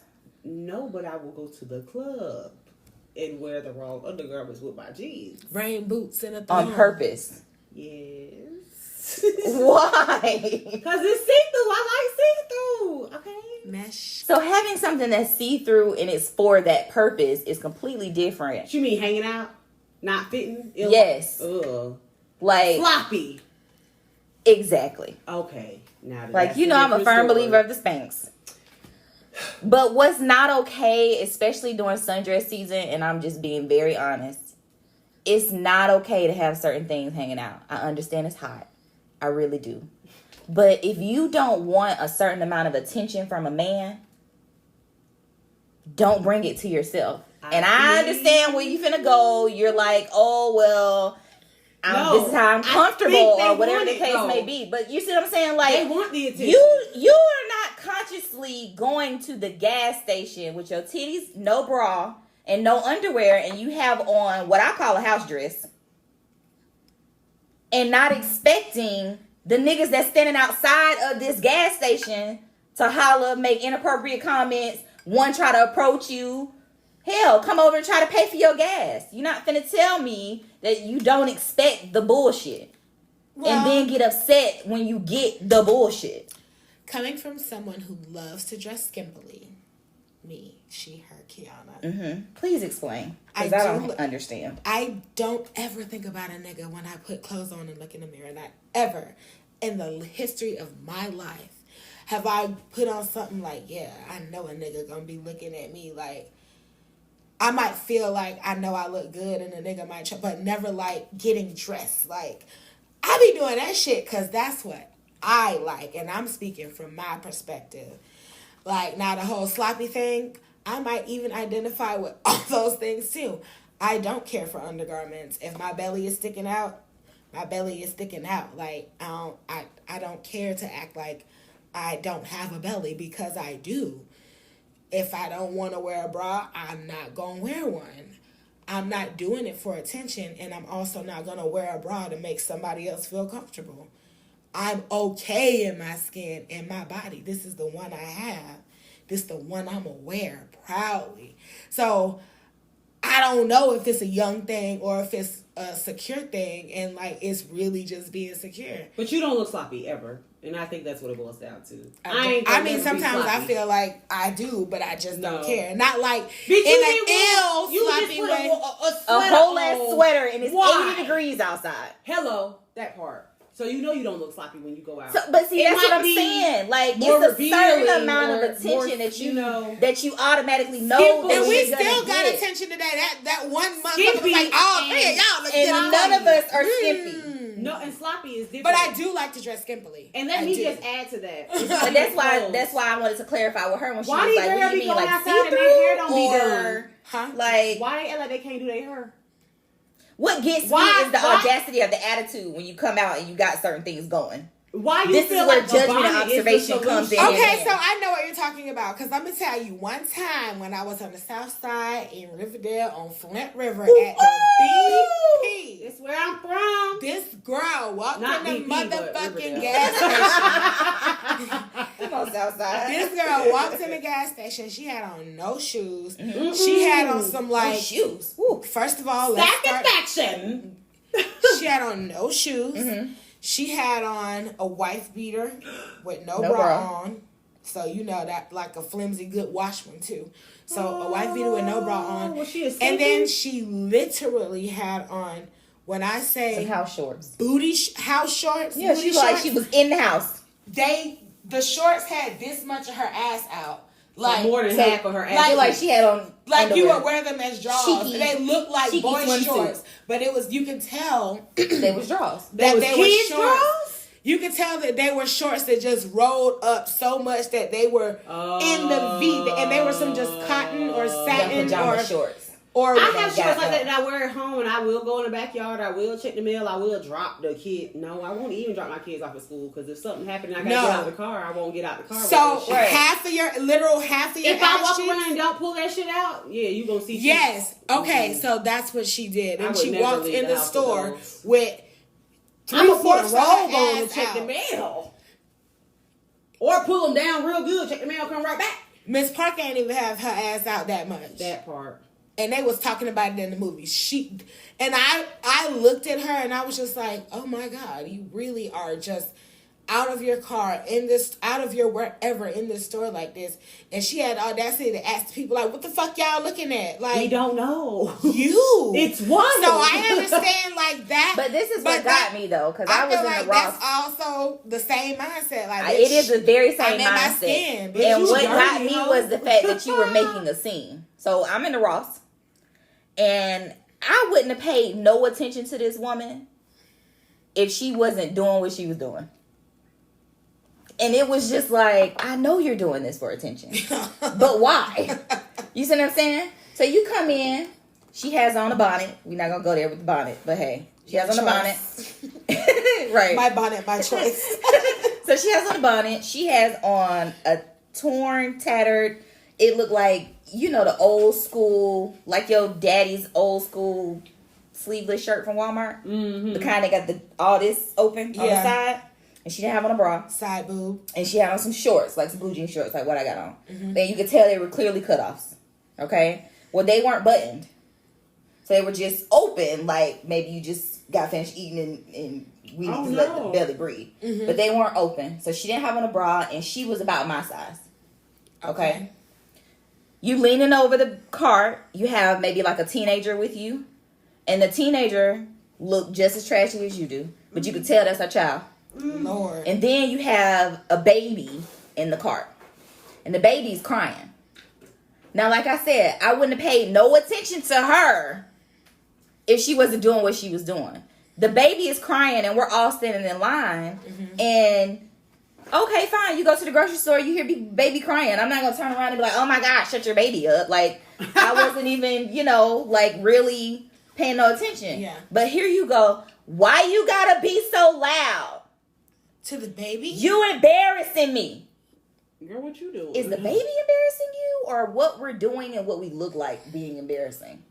Why would you yell at a baby? Yes. I don't understand. I'm buying you this. You gotta wait. Like, the attitude, the audacity to be talking down to your child, number one, that it is a baby. You can tell, like 18-month baby. Like, this baby can't even really talk. 1.5. They crying, and it was like a whine. Like, I'm cranky, tired. Yes, like ready. I need something from you. Yes. Whether, and it was at least 9:00 at night. So this was baby. I'm tired. Tired, probably. Like, just pick me up out of this buggy and just put me on your boob, and I'll probably be fine. Like, carry me type of shit. Yeah. And you just yelling and screaming at the baby, and then the teenager starts, oh my God, this is so embarrassing. And she gets on the telephone and she's calling her friend on FaceTime and she's saying, look at this baby. Look how they doing. Like, look how this baby be doing us. And I'm like, I want to say something. Maybe it wasn't her kid. But I don't want to say something. No, it was definitely her child. Maybe it was like her nephew or niece or something. Or maybe it was like, and she hates her sister. And she stuck with her. That's even worse. Listen, if you're with that child, then that's your responsibility. I don't know. Don't talk about responsibility. I'm sensitive. I'm triggering. Bottom line, like this is what you supposed to be. People doing don't know right what now. that word means. What? Responsibility and accountability. They No, don't understand that. What's the definition? I'm sorry. Next we don't know. Word of the but week. Yeah, I just responsibility. We're gonna find it's like spell it. It's like you good synonym for it. But yeah, you can shit like that is just like, why do we not as women have enough? Well, just like you pictures of what different women look like, meeting people where they are. Like, can you just imagine who raised her? Like, and just try to start from there. Like, what do you think her daughter is going to be? The one who got on the phone and said, look at this. Like, what do you think she is being who she's taught to be?